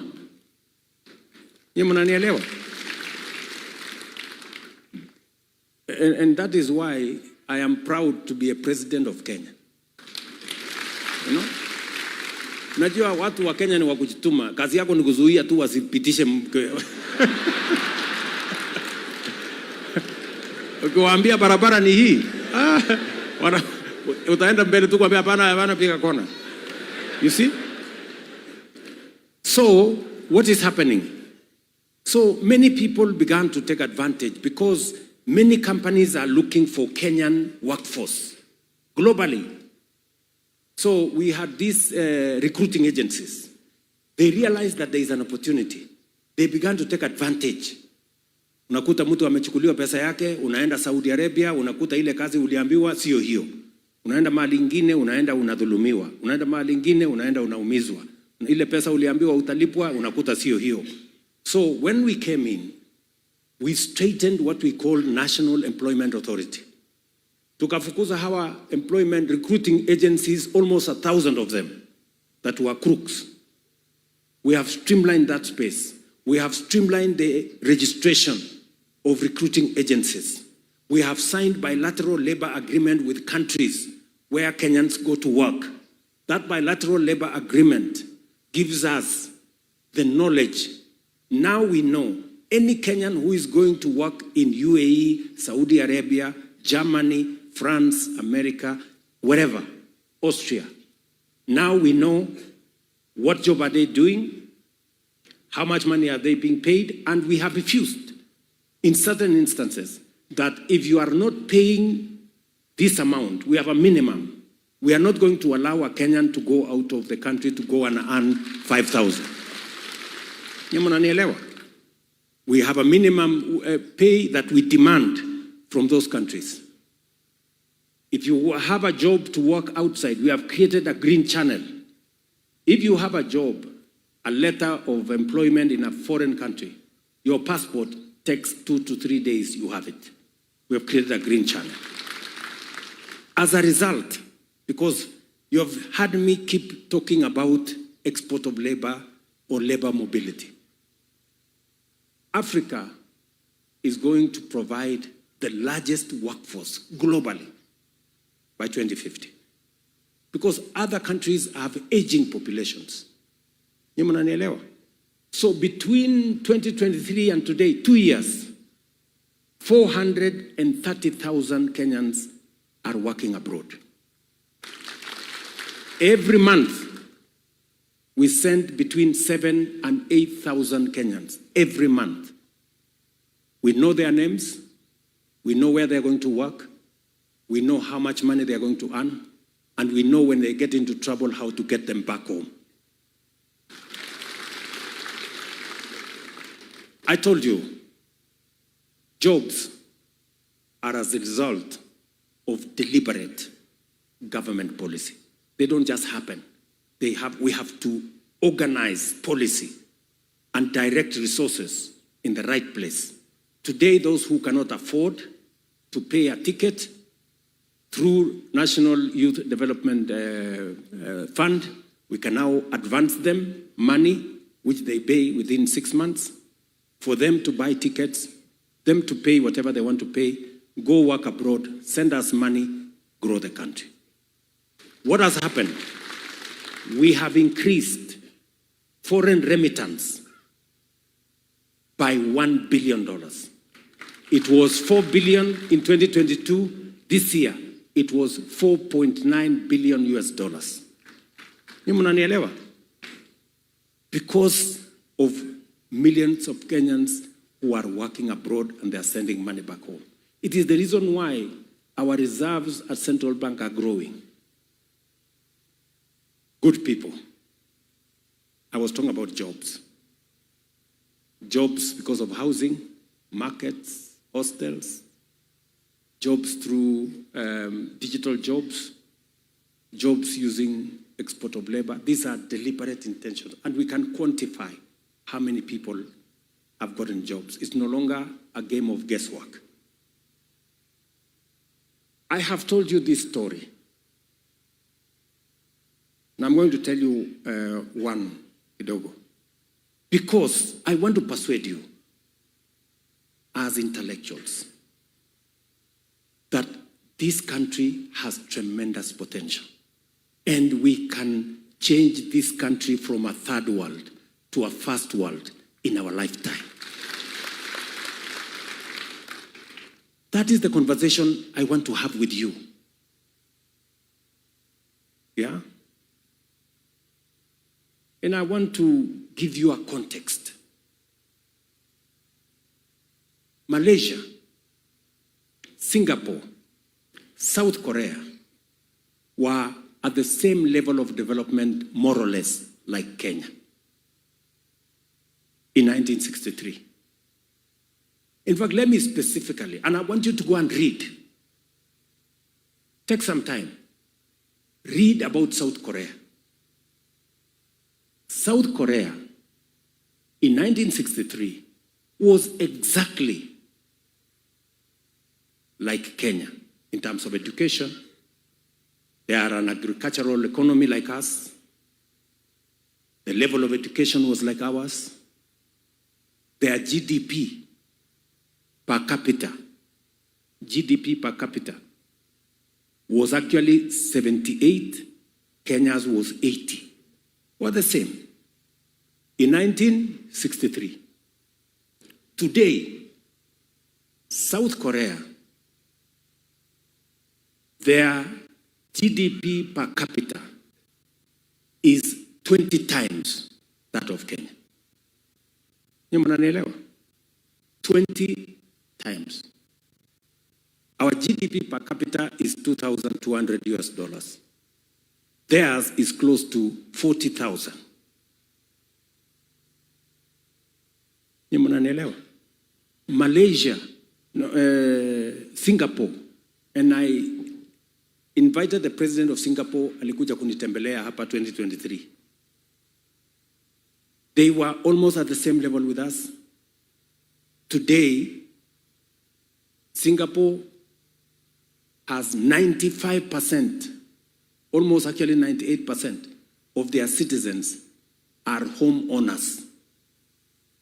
Kenya, 7 million people are living in slums. You see the difference? 98% of their citizens are homeowners. Where to 7 million are in slums. Forget about home ownership. Home ownership ndio hii sasa tunapanga na affordable housing. Singapore was a slum like Kibera yetu hii. Watu walikuwa wanapika pombe, wako na nguruwe hapo, wako na kuku mbili. If you see the pictures, if you see the pictures, affordable housing. Singapore was a slum like Kibera yetu hii. Watu walikuwa wanapika pombe, wako na nguruwe hapo, wako na kuku mbili. If you see the pictures, if you see the pictures, yeah, Singapore, it is exactly Kibera. Today, Singapore is in the first world. Their GDP per capita is 156,000. Yetu ni 2,200. Ni mnanielewa? What is the difference? Leadership only, nothing else. Leadership ndio imeleta hiyo difference. And I'm talking to leaders here today, you. Mnanielewa? I'm talking to you as leaders. We can change this country. China moved from being one of the poorest countries in the world to the second largest economy in 30 years. Why am I telling you this? I am trying to persuade you that it is doable. It is doable. You are the intellectual community of Kenya. If Kenya is going to change, you are the agents of that change. My friends, teachers, this is the reason I called you here today. Because we, as the leaders, we are the ones standing between Kenya, between today and Kenya being a first world country. We are the reason. Whatever it is that we do will determine whether Kenya becomes first world or Kenya continues to be a third world. And if you had any doubt in your mind that this is doable, let me give you some examples of what is possible to be achieved if we make the right decisions. Number one, those countries have learned watu walikuwa wanapika pombe, wako na nguruwe hapo, wako na of savings. China's savings as a percentage of a percentage of GDP is 55. Oui. Kenya's percentage of savings as a percentage of GDP is 10. Which means everything we get, we consume. Oui. We forget Watu that there walikuwa is wanapika tomorrow pombe, and wako there na is the day nguruwe after. hapo, wako na kuku mbili. If you see the pictures, Mnanielewa? if you see the pictures It is so bad ya Singapore, it is exactly Kibera. that Today Singapore, we tried in 2016 with my friend Uhuru Kenyatta. We said we must change this because we are embarrassed. Even our neighbors, just imagine, good people, Uganda is half our economy. Sindio? Uganda is half of the economy of Kenya. But they have 3 times, maybe 4 times, a bigger national security fund than Kenya. Why? Because for 40 years, tumekuwa tukicontribute shilingi 200 kwa NSSF, 200 shillings. Mtu ana earn 50,000, 200 shillings. Mtu ana earn 100,000, 200 shillings. Mtu ana earn 200 shillings. Na contribute 200, employer ana contribute 200. Uganda, 20 years ago, they changed the law. Employee 10%, employer 5%. Tanzania, they changed the law. Employee 8%, employer 7%. Ni mnanielewa? Today, Uganda has a bigger social security fund than Kenya. They have a bigger savings kitty than Kenya. Tanzania, which is 60% of our economy, has a bigger social security fund than Kenya. In fact, Tanzania social security fund is building a 23, I don't know, 24 building here in Upper Hill. Mimi niliulizwa niende nianzishe. Ni mnanielewa? Sisi tuko pale kwa 200.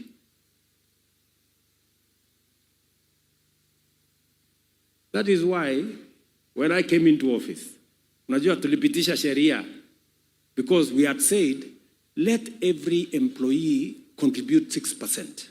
Let the employer contribute 6%. And all that money becomes the money of the employee.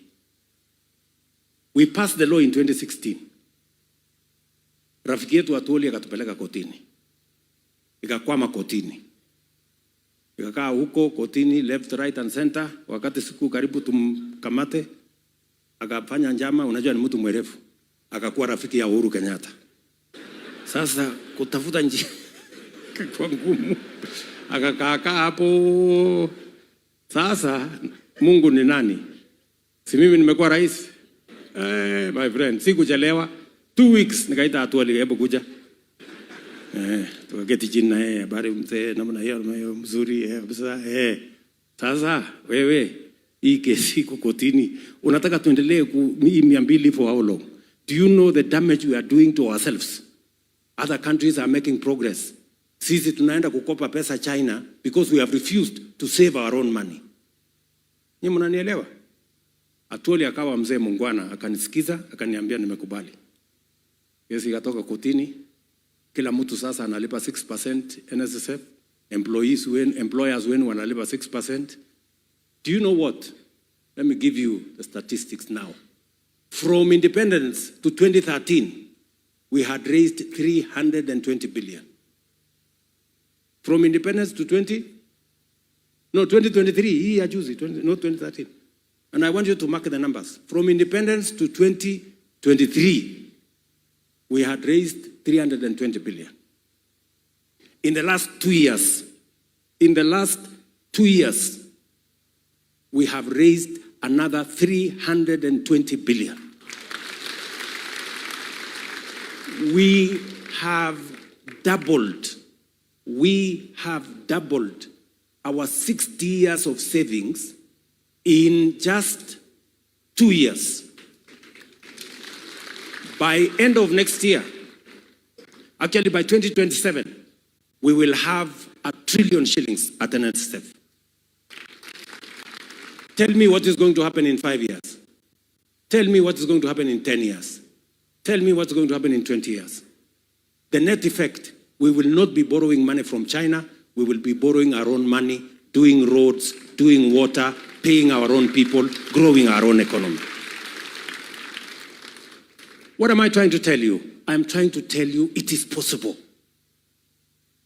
You know, kuna mtu amekufa hapa kwa sababu amecontribute 6% to NSSF. Many of you even are not aware I am the one telling you. Mnanielewa? That is how you change a country. Look at what we have done in housing. I'm just giving you, let me give you 3 examples. Why I believe we can move this country from a third world to a first world in our lifetime. What have we done in NSSF? I've just given you the numbers. Look at what we have done in housing. Today, we have issued contracts for markets, for hostels, for housing, worth 600 billion. 600 billion. Not money borrowed from anybody. Our own resources. That whole housing thing you see, not a single shilling has been borrowed from anywhere. If you had asked me to go and look for 600 billion shillings to come and do housing, ningetembea na magoti in all the towns and all the cities, and I would not get it. Taenda Marekani, wende NSSF, wende ile ingine inaitwa ni IMF, wende ingine inaitwa World Bank, you will not get it. But look at what our own resources, from our own money, look at what we can do. Look at what we have done in health. Do you know how much health, how much money has been made available in health? From our own contributions in SHA, we're going to have something like 90 billion every year. From our own resources in equipment, we have mobilized, we have designed innovative, creative mechanism of delivery of equipment.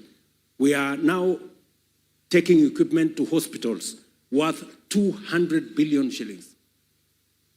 Not equipment we have paid for, equipment we have structured, how they are going to deploy their own equipment, we pay them for service, and we make sure that we deliver health. So we are mobilizing close to 300 billion shillings, using our own money, using our own intellectual capacity to deploy and to provide health to our citizens. Look at what we have done in education. Look at what we have done in roads. Today, we are moving all the road contractors that had stalled back to the roads. Why? Because we used our own creativity. With these members of parliament, we securitized some of the revenues we had. We raised 175 billion. We are on the road raising another 120 billion. We will have 300 billion shillings to do roads in Kenya. Money we have not borrowed from IMF or World Bank, our own resources. Good people, I am telling you, it is possible for us to change this country in our lifetime. And I want to persuade you, and this is the reason why I called you, as intellectuals, I want to persuade you that we agree that we can change, we move Kenya from third world to first world in the next 30 years. Nyinyi mnanielewa? If Korea, South Korea could do it, we can do it. If Singapore could do it, we can do it. And we have demonstrated, I have shown you that it is possible. Hii makelele tulikuwa tunapigiana hapa na maandamano, you can see the results in housing. You can see the results in education. Why are we hiring 100,000 teachers? Other administrations did not. Why are we deploying universal health coverage when it was difficult the other day? Why are we rolling out housing when it was difficult the other day? Why are we transforming our social security savings doubling in 2 years when it was not possible the other day. I just want to persuade you, it is not about William Ruto. It is about Kenya and us and changing our country for the sake of this generation and the generations to come. Friends, marafiki, sijui kama mmenielewa. Mumenielewa? Na hii sio siasa. Forget about politics. Politics is small, hiyo ni maneno kidogo. We have a whole country to think about. We have the future of our nation to think about. We can stop, we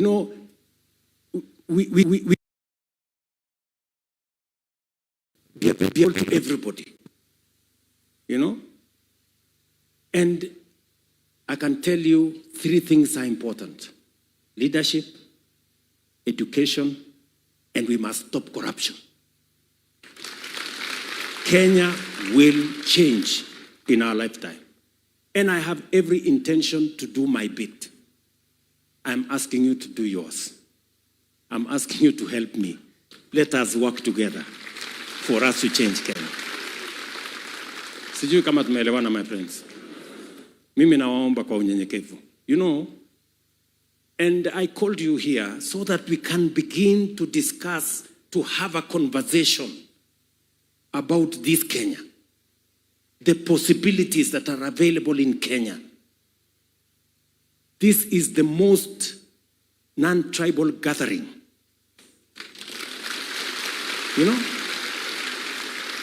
This is not about a political party.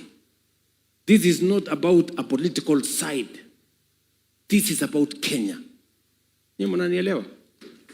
And shortly, I want us to have this conversation as a country. This is a conversation I have had with former Prime Minister Raila Odinga. This is a conversation I have had with my friend Uhuru Kenyatta. Because we must stop partisan things, sectional, It is possible for all of us to do well. Please, good people, this is why I called you. Yeah? I really wanted to have this conversation with you. To tell you, and I wanted to have this conversation with you now. Because if I had this conversation with you 3 years ago, you would tell me housing is not possible. You would tell me universal coverage is not possible. You would tell me reforming NSSF is not possible. Nikasema wacha kwanza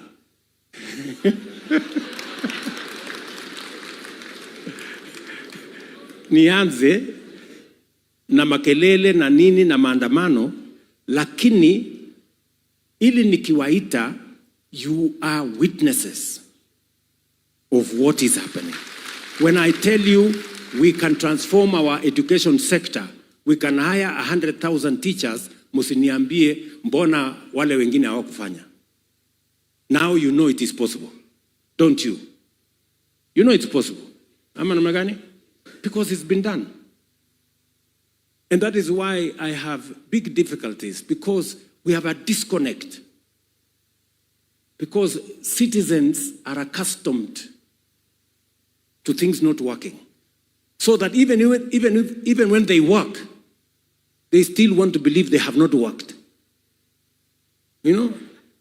Ndio unaona hata saa hizi bado tuko na viongozi wengine wanasema watakuja ku abolish housing.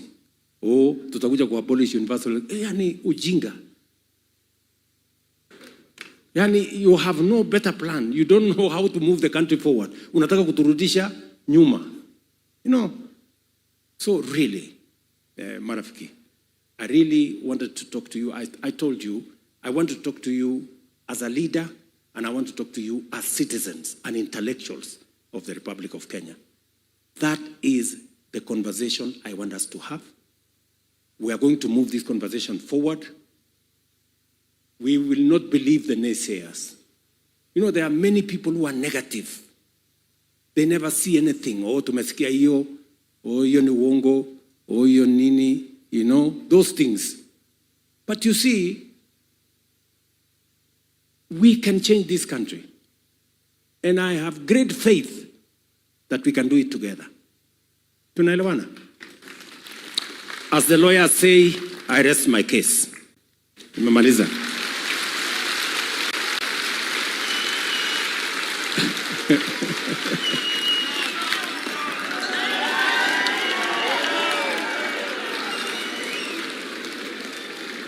Sawa sawa ndugu zangu. Asanteni sana, tuketi. Now, let me come to si nilikuwa na lesson plan.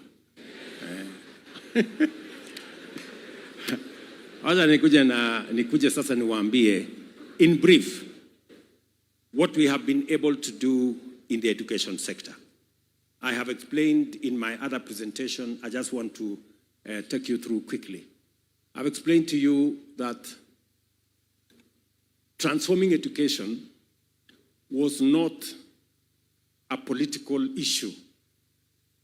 Transforming education was deliberate because through education, whether you look at Korea, whether you look at Singapore, whether you look at Malaysia, intellectuals, the capacity for people to understand things, education was at the center of their own transformation.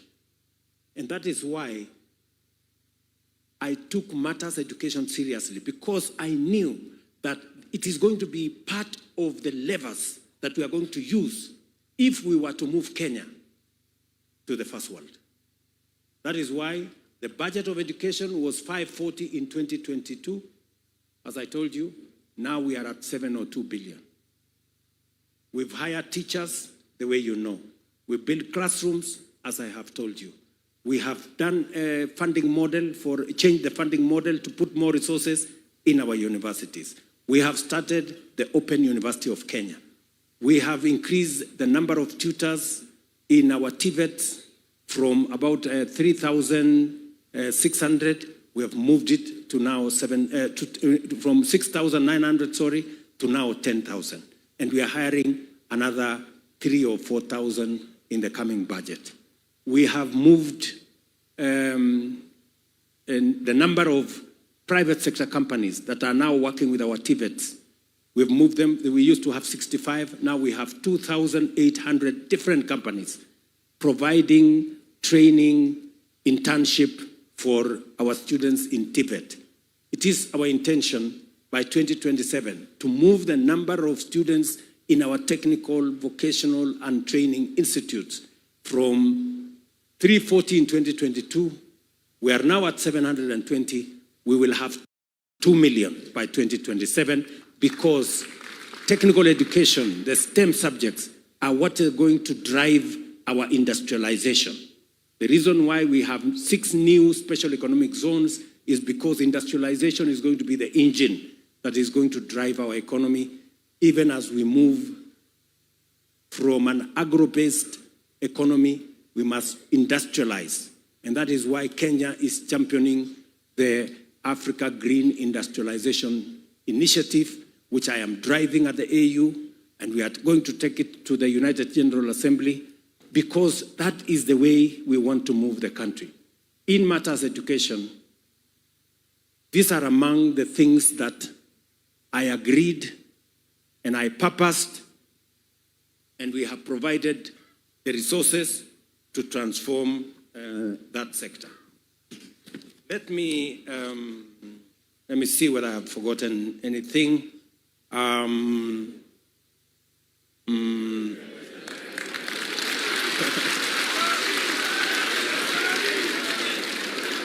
think I have captured most of the things, you know? I think I've captured most of the things. The one thing that I just wanted to give you the beacons of what we are doing in matters education. From making sure that we have adequate resources, we've increased the budget significantly. No other administration has increased the budget that much.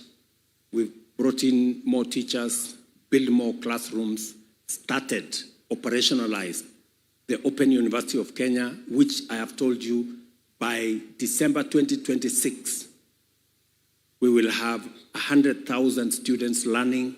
It will be the biggest university in Kenya by 2026 in just 3 years, because education is important. Knowledge acquisition is important. That is how other countries have driven their own transformation. That is how Singapore left us behind. Malaysia left us behind because they invested in education. And that is why I moved to the third section of this morning's lesson plan. I said that third section, there are things we have done in education. They are significant. You have participated in those things. But I know you have ideas on how we can make it better. Sindio? You have ideas on how we can make it better. I have gone through it. I have seen that there are some brilliant ideas that you have brought through the MOU the memorandum, that was sent to me by the associations and the unions. I want now somebody to make a presentation of what you think we can do better to deliver on this very central subject of education. You know, I think one or two of the colleagues here will do that presentation to us. And then from there, I will respond to some of the issues that you have raised. Some of them we can do now. Some of them we can plan to do in the medium term. And I'm sure we will agree on how education is going to play a central role in moving this country to where I want us, all of us, to move the nation to. And then finally, if there will be any questions for me, I will be more than willing to respond or clarify on some issues. And then we will do the final things, alafu tutamaliza. So, who is going to make the presentation of the items that the memorandum, who will do it? You will call them. Yeah, so one or two people can make that presentation. Thank you very much. Thank you very much, Your Excellency, for those insightful, for the insightful speech. Your Excellency, allow me to call the leaders of the unions, Your Excellency, and as colleagues of you, the Secretary General of Kenya National Union of Teachers. Your Excellency, sir, here before you are 3,300 Kenya National Union of Teachers, leaders from around the country. Allow me, Your Excellency, before I give you to introduce, we have been joined by the Minister for Lands, Housing, and Urban Development and Public Works, Honorable Alice Wahome. We have also been joined by the PS Housing, PS Charles Hinga. We have also been joined by the Chairman, Teacher Service Commission, Dr. Jamlek Muturi, and also the Acting CEO, Evelyn Mitei. Asante sana. Karibu sana. Thank you very much, Professor. Thank you. Rais anasema muimbe wimbo moja anarudi. Haya. DJ yuko wapi?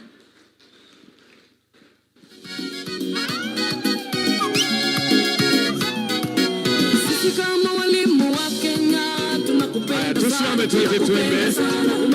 Yetu stretch kidogo. Tunakupenda sana. Asante sana. Kiongozi mwema, umetujenga, umetupenda. Umetupenda. Ni mtu unasema asante sana. Umetushikilia asante sana.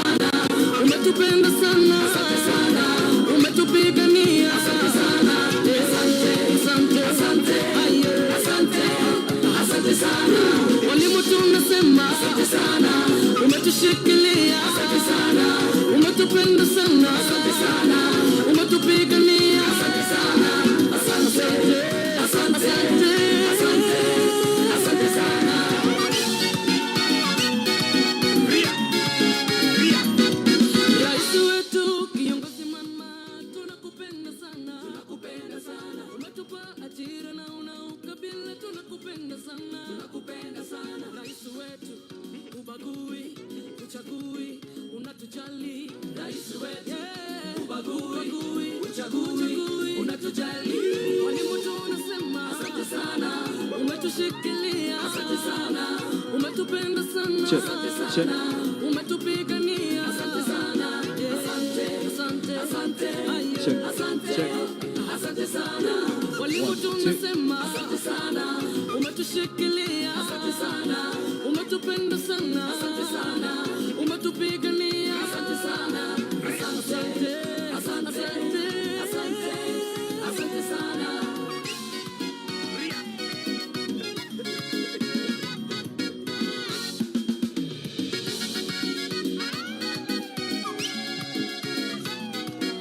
Sisi kama walimu wa Kenya tunakupenda sana, tunakupenda sana. Umetuleta sote pamoja kwa upendo, tunakupenda sana, tunakupenda sana. Asante sana, kiongozi mwema, umetujenga, umetupenda. Asante sana, kiongozi mwema, umetujenga, umetupenda. Walimu tunasema asante sana, umetushikilia, asante sana, umetupenda sana, asante sana, umetupigania, asante sana, asante, asante, asante, asante, asante sana. Walimu tunasema asante sana, umetushikilia, asante sana, umetupenda sana, asante sana, umetupigania, asante sana, asante, asante, asante, asante sana.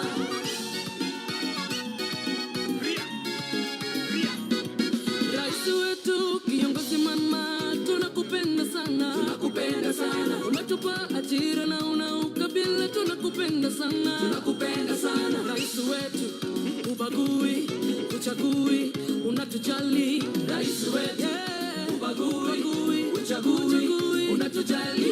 Walimu tunasema asante sana, umetushikilia, asante sana, umetupenda sana, asante sana, umetupigania, asante sana, asante, asante, asante, asante, asante sana. Haya basi, kwa makofi tuseme asante walimu. Kwa kweli tumeshikiliwa. Asante. Asante sana.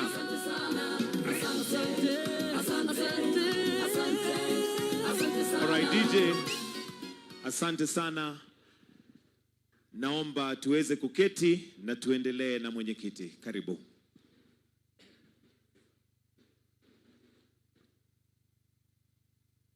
Your Excellency, the President of the Republic of Kenya, Your Excellency, Deputy President, CS Education, PS Education, Professor Bitok, CSs who are here, the Chairman of Education Committee, my brother and colleague teacher, members of the Education Committee, Teachers Service Commission, led by the chairman and the CEO, the leadership of trade unions here,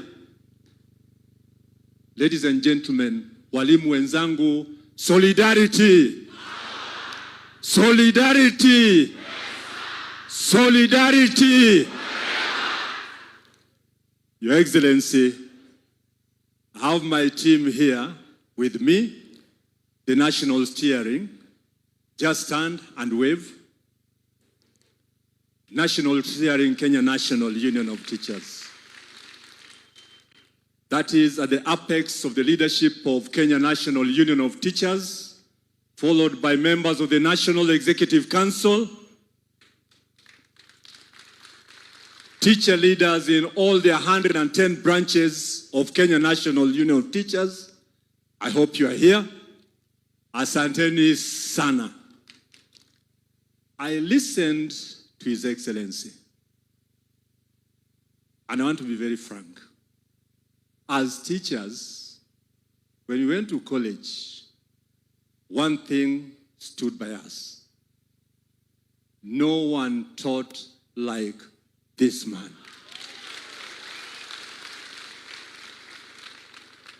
And I must say here and now, without mincing an outer of word, Your Excellency, you're a perfect teacher. Hands-on. Hands-on. You know close to everything. Everything. I'll imitate you from now, Your Excellency. This is a historic event. And I want to thank CS Education and PS for organizing this event. And I want to dub this event, Your Excellency, Walimu na Rais. More to that, because it is a colorful, enjoyable experience. I would wish that after every 2 years, Your Excellency, we come back here for Walimu na Rais. Solidarity. Solidarity. Solidarity. This sector needs peace more than ever. And you'll agree with me, in all our schools, performing schools have peace. This country needs peace for education to cherish. I want to thank you, Your Excellency. You've brought on board every other person in this country to work with. And that is why, as a Secretary General on behalf of teachers, members of Kenya National Union of Teachers, I want to say,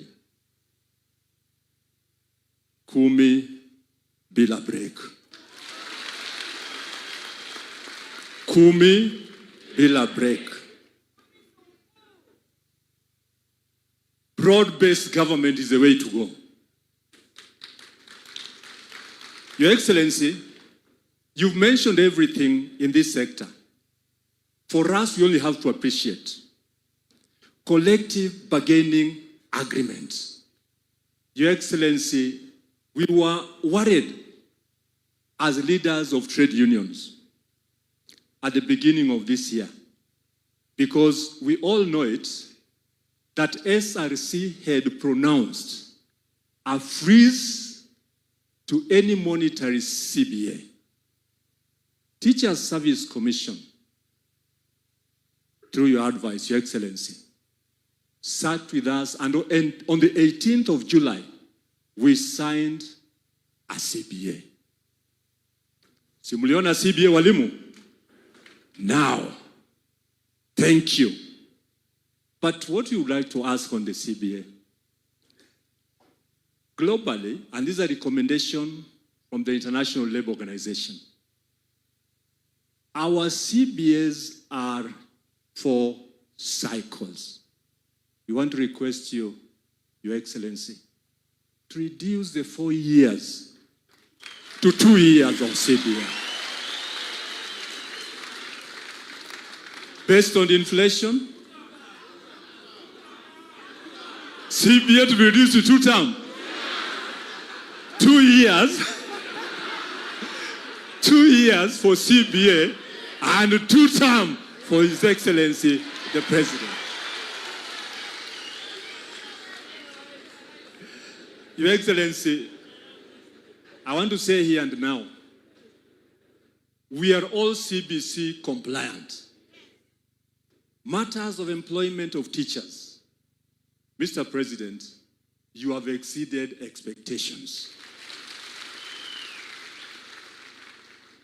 We know too well, and the President did say here, that after every year, only 5,000. As we speak now, and I want to repeat what he said, 76,000 teachers employed, permanent and pensionable. As we proceed, another 24,000. That's 100,000. Before 2027, another 20,000. 120,000. Solidarity. Solidarity. Solidarity. As we appreciate you, Mr. President, on employment, this is what we want to ask you. We have teachers who are 45 years and above. These teachers are not employed. You know, when you're 45 years, you only have 15 years. Mr. President, some of our teachers will attain the retirement age even before working for this country. I want to request you humbly, and Teacher Service Commission is here. These teachers who actually trained 15 years back down the line, 20 years down the line, over 45 years, your executive powers, known to all of us, as we pronounce Tutam, kumi bila break, Mr. President, employ these teachers. That is employment, that is entry into this profession. There's also exit as you work. Teachers who retire, some of them even die before they receive their benefits. How I wish, Mr. President, that you stamp your authority so that teachers who retire get their retirement benefits as soon as possible. We want them to vote for you. We want these teachers to vote for you. You know, in biology, because you're a very good teacher, Mr. President, food is medicine. I want to tell all of us here that most of our retirees, as they go home, food is never their medicine, but medicine becomes their food. They take medicine like every 1 hour. We want these teachers to be paid their benefits early enough so that they stay strong to vote for you, Mr. President. I'm sure you are able to unlock the overstay that is there that don't allow teachers to get their pensions in very good time. Education reforms. Nani kama wewe rais? Nani kama wewe? Nani kama wewe? Wajua Kiswahili si mdomo changu. I got it from His Excellency. Wakenya ni watu wa kujituma. I want to confirm here, Your Excellency, walimu hapa Kenya ni watu wa kujituma zaidi. Because looking at the work that we do, and I'm happy, your deputy, His Excellency, was a teacher like us, mwalimu, and you know too well, fire must fire, noma must noma.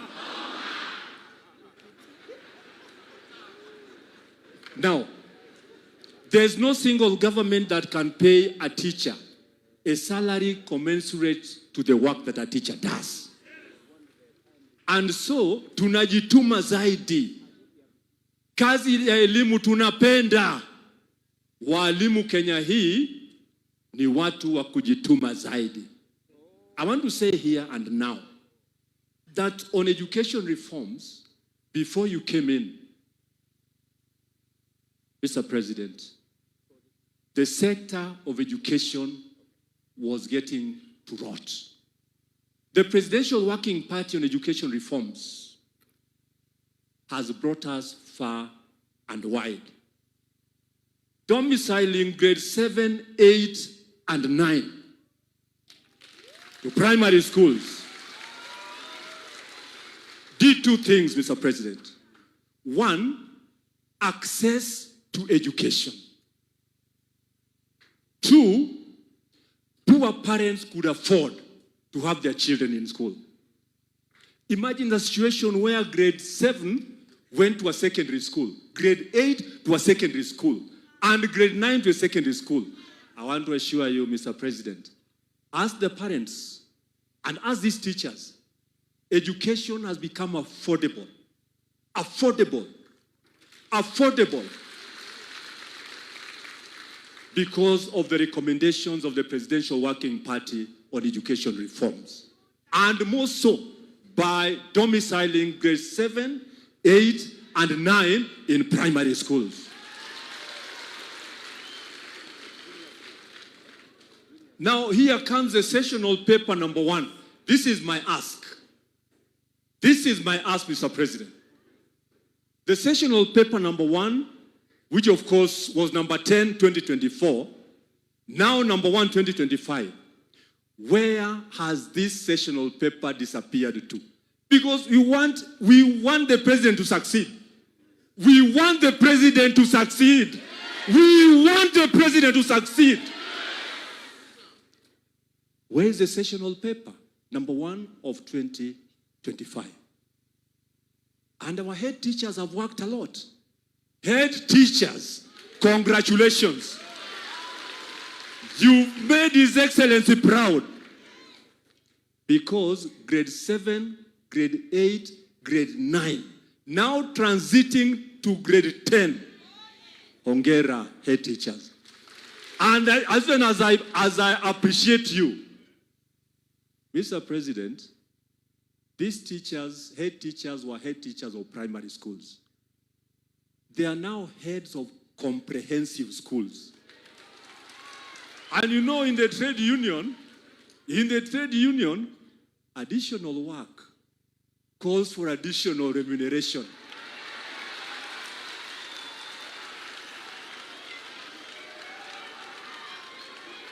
These heads are even capped in D1, and they'll never go beyond D1. My ask on behalf of these heads, just a pronouncement, Mr. President. Just a pronouncement. Just a pronouncement. Just a pronouncement.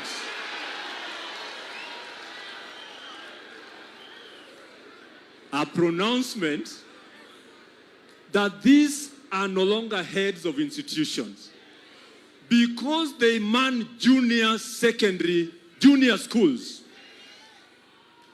It will not be bad, Mr. President, if these heads are declared principals of those institutions.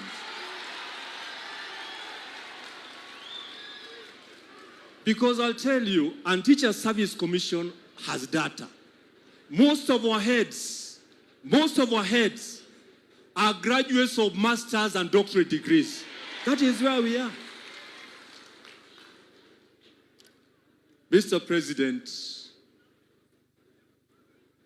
delocalization was repealed courtesy of your leadership.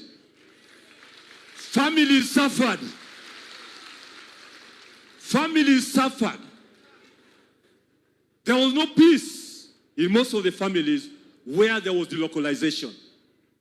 And I want to say here without blinking that even conjugal rights became conjugal privileges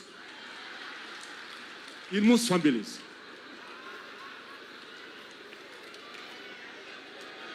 Solidarity! Solidarity! Solidarity! Mr. President, this policy has to go, and go once and for all. Why I say so, Mr. President, delocalization has come in again through what we call promotions. A teacher in Nairobi is promoted, only 4 months retirement, and posted to Kitui. Posted to Kitui. Posted to Tana River. Yes, it is a policy. How I wish the way you came up, Mr. President, to repeal delocalization In the same way, Mr. President, just a word, repeal CPG, Career Progression Guidelines. Because with CPG, Teacher Service Commission must post you where we have a vacancy. Are we there? It is not a must that when I proceed to C4, I must be declared a deputy head teacher. It is not a must that when I proceed to C5, I must be declared a head teacher. CPG, for the sake of these teachers and their security, and to get rid of doctorization finally, Mr. President, this is a policy that has to go. CPG has to go. CPG has to go. CPG has to go. CPG has to go. Finally, my dear President,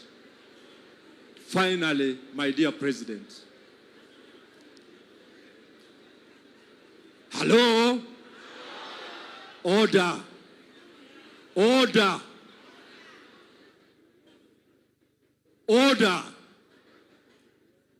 Mr. President, we have our colleagues in hard-to-staff areas. When a teacher volunteers to work in a hard-to-staff area, I think issues of policy should not be kept to stop the teacher from getting promotions. And even be confirmed substantively to be a principal, a head teacher, or even a deputy head teacher where one works under hardship. Will as many of the opinion say aye?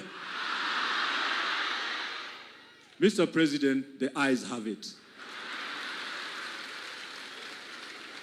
Thank you so much, and may God bless you. Asante sana.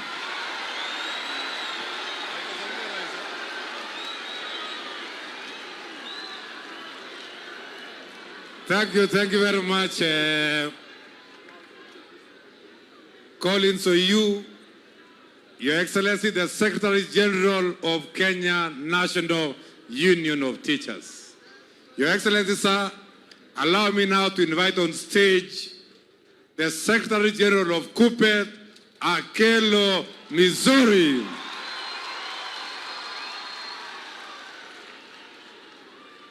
Thank you very much. I can see the chairman, Mheshimiwa Omboko Milemba Scam. Karibu sana, Mr. Chairman. Thank you very much, Your Excellency, the President of the Republic of Kenya. Thank you very much, the Deputy President of the Republic of Kenya. Every protocol observed. Solidarity. Teachers' power. Mine is very brief to introduce the battalion that I led here from KUPPET. May we have the national executive officials rising up and wave to the President. KUPPET power. Thank you. May I have the National Governing Council rise wherever you are. Wave to the President. Teachers' power. Finally, Your Excellency the President, majority of the teachers that you talked about whom you have already employed are also in the house. Those are called the JSS. Could we have the modules rise up? Teachers' power. Without much ado, Your Excellency, may I bring the spokesman, the Pope of KUPPET, to speak on behalf of the members. Akelo Missouri, may you come and present the issues that we have to. Thank you so much, Brother Chairman. Your Excellency, the President of the Republic of Kenya, Your Excellency, the Deputy President, the Cabinet Secretary is present, the PSS is present, members of the Education Committee of Parliament, and the union leadership who are here, Kepsa, Kesha, and the teachers of this country. Power! Power! You do realize, Your Excellency, that we have given you a memorandum. However, you have persuaded us to look at your viewpoints. And we are also want to persuade you to look at our viewpoints on certain issues. Solidarity. The teachers of this country are very happy and appreciate you for the effort that you have had to administer this nation. And more recently, Your President, Your Excellency, your zero tolerance on corruption. Your Excellency, I must say that some of the most progressive programs that you have initiated since your administration came to office is housing. Housing. For some of us who have traveled far and wide, do appreciate one fact, that if you want to control populations in terms of security, if you want to provide roads, if you want to provide water, if you want to provide electricity, you start with housing, because it will determine how people live. It will also restore their dignity. Initially, when we came to this place, not in this magnitude, we did not give you sufficient time to explain to us. But you did ask us to give you time, but you have proved it. I must say, we appreciate this effort, and especially in housing. And go further to appreciate that you have invited the Cabinet Secretary Housing and the PS Housing to append the 20% that you have given us as a token of appreciation of teachers of this country. Your Excellency, you asked us and you persuaded us to look at your viewpoint. I must repeat this. I would also wish to ask you to look at our viewpoint. Some of the policy frameworks that have come in the education subsector require serious interrogation. Serious interrogation, Your Excellency. And one such, and you can hear some appreciation from the background. One such is that as much as we have more access, more affordability of learners in our schools, something that was being ignored and must be interrogated further is the domiciling of junior school in our primary schools. I must say this because one element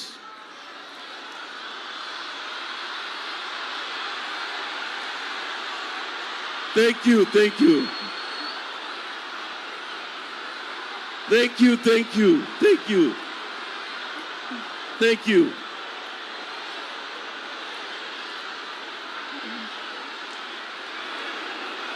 you. Thank you.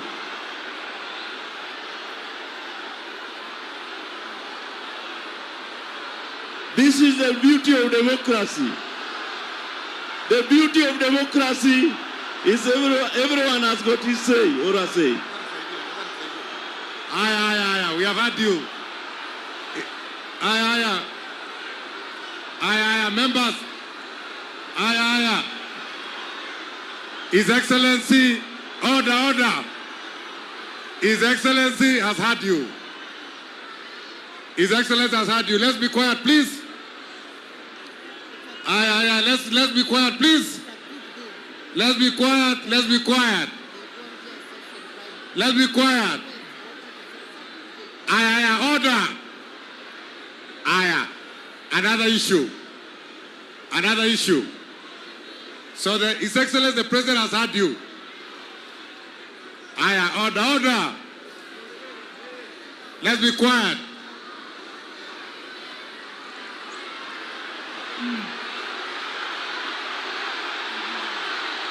Thank you. Secondly, Your Excellency,